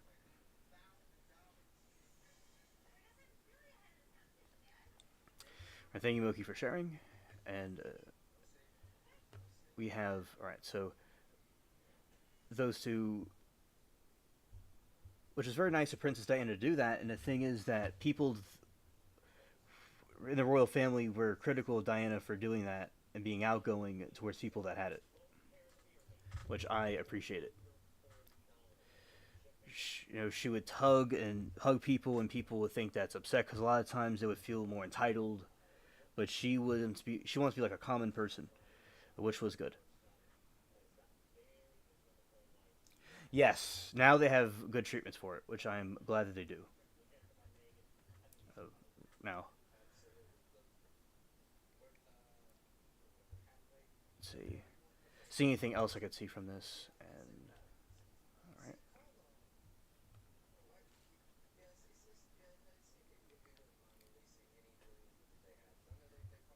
Files more information on the tour. Okay. Yes, because I know that the HIV originated from Africa, and then it came, because that's why they're over there, because it came from there. Anything else? So, yeah, and over time, I believe with medicines and modern practices, they're able to stop the spread of it. But it's a very, very deadly, lethal disease for those that do get it. Yeah. And let's go this way. And here we go. Came out one within 2019. Okay. And have you ever engaged in sexual activity with a person introduced to you by Ghislaine Maxwell? No. You're aware that she was convicted of crimes, as we discussed, and you're aware that she's currently incarcerated as a result of her federal conviction. Yes. Maxwell received a 20-year sentence for her crimes. Are you aware that she has repeatedly called on President Trump to grant her clemency, and that she has said that you and President Trump are not guilty of any wrongdoing with respect to Epstein? I know that now, yes. In your opinion, does she deserve or should she be granted clemency by President Trump? I don't think I should comment on that. I don't know anything about President Trump other than what I've already told you. Good. And I thought it was a mistake to pardon everybody in the January 6th case. And I think that this thing was really hard for me when it came out because we had been friendly with Glenn. I was sad, but it was terrible what she did, and she has to be punished. Somebody besides me should make a decision on what it is. So she got 20 years, and there it is. Okay. Mr. President, on July 24th, 2025, the Deputy Attorney General and President Trump's former personal attorney, Todd Blanche, conducted a closed-door interview of Ms. Maxwell at her then low-security prison. On August 1st, 2025, just a few days after that interview, she was transferred to a lower security prison where she's afforded a list of amenities, personalized meals, playtime with puppies, a transfer that I think most Americans agree is inconsistent with a very serious crime she was convicted of. Do you have any opinion on her transfer to that lower security prison and the amenities she's been granted? Did it seem strange to you when you learned of that? I think you're in a better position to find out what happened than I am. Okay. When you were President of the United States, was it common for your Deputy Attorney General to directly conduct interviews of witnesses and/or federal inmates? Was it? You were there. You have to testify what you know, He's what asking- you recall. Yes, he's You asking, recall if it did you was- ever send a deputy attorney general to? To the best of my knowledge, I did not do that. All right. Thank you, Mr. President.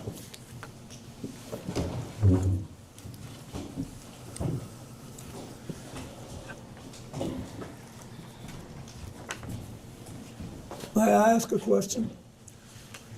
Representative Foster, are you still the youngest person in Congress? Yes, I am, Mr. President. Lucky you. Hopefully that changes soon. If you're the youngest for too long, it's not good. There'll come a time, believe me. I was, for most of my life, the youngest person doing whatever I was doing. And one day I woke up, I was the oldest man in every room, and I couldn't tell you for the life of me how I got from one place to the other. Time will take care of it. Enjoy it while it lasts. Thank you, thank you. It's a blessing to be the oldest person in the room as well. Mr. President, I just wanted to circle back to the conversation around the conversation you had with Jeffrey Epstein on the golf, or with Donald Trump on the golf course in New York. You know, President Trump has said publicly multiple times that his falling out with Jeffrey Epstein was the result of him hiring away workers from Mar-a-Lago and his crimes. He said that's why he kicked him out of Mar-a-Lago. You brought up two questions about this. Did President Trump specifically characterize the result of this land dispute they had as a falling out specifically, to the best? Yeah, he said they both wanted the same piece of land. He didn't say what it was, and that's all I remember. And he said it was a falling out as a result of that? Yeah, said it strained their relationship. Do you know when this conversation happened? When the conversation I had with him happened. Well, it had to be in 2002 or 2003, I think. 2002 to 2003. All right, thank you. During any of your interactions with Jeffrey Epstein or Ghislaine Maxwell, did either of them ever mention or discuss their relationships or connections with Howard Lutnick? No. What about their relationship or connection with Alex Acosta? No. Prior to Jeffrey Epstein's arrest in 2019, did anyone ever speak with you about Epstein's relationship with Howard Lutnick? No. And what about Alex Acosta? No. Okay, thank you. Those are my questions.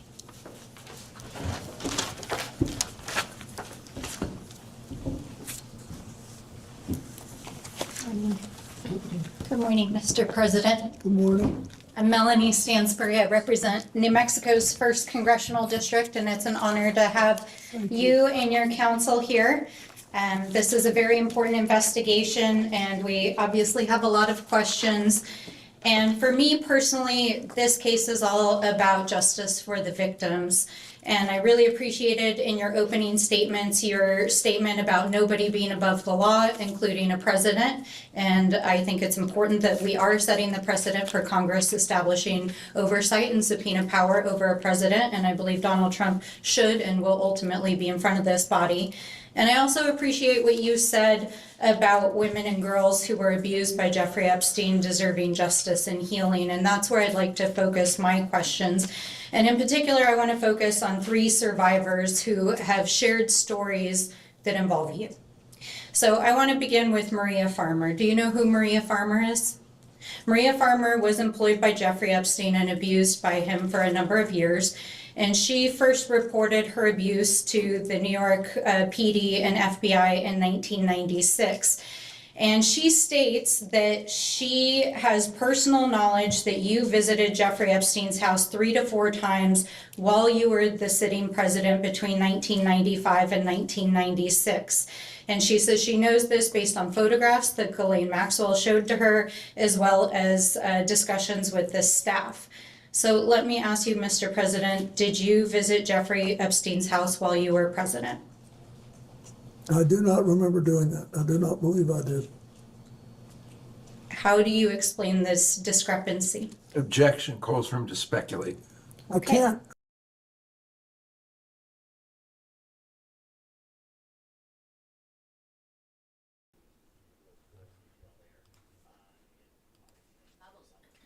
Okay, Moki. Good night to you. See you tomorrow. Thank you for coming.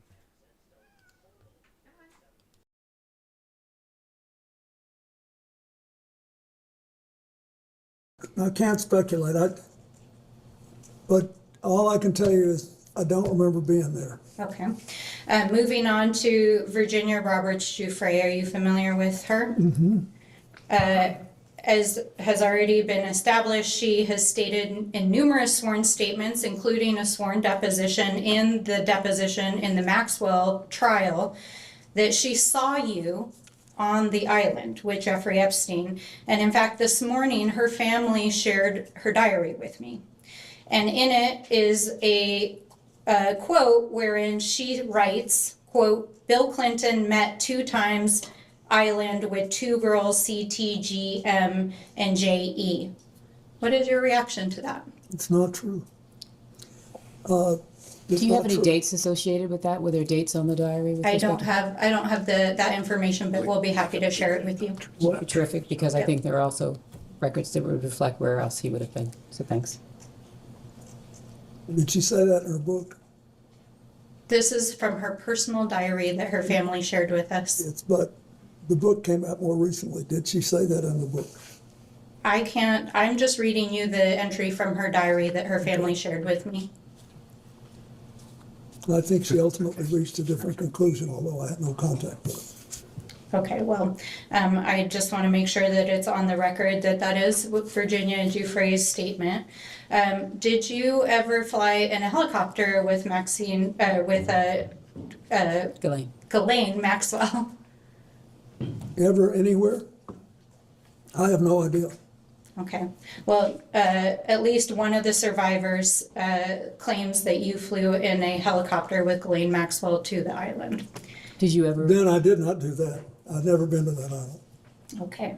The third person I want to talk about briefly is Shantae Davies. I know we've already mentioned her here today. I know you've already mentioned that she was listed as a flight attendant on the trip to South Africa in 2002 that you took with Jeffrey Epstein.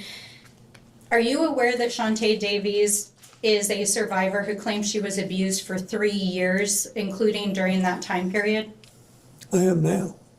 And are you aware that Jeffrey Epstein recruited his victims through calling them masseuses.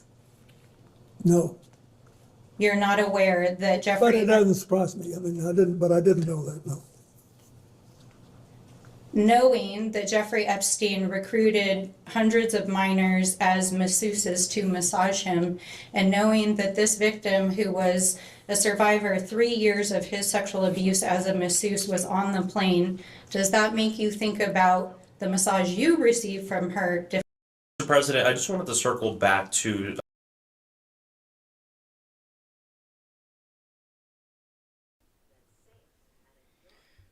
Okay, chat, and going here. Let's go this way.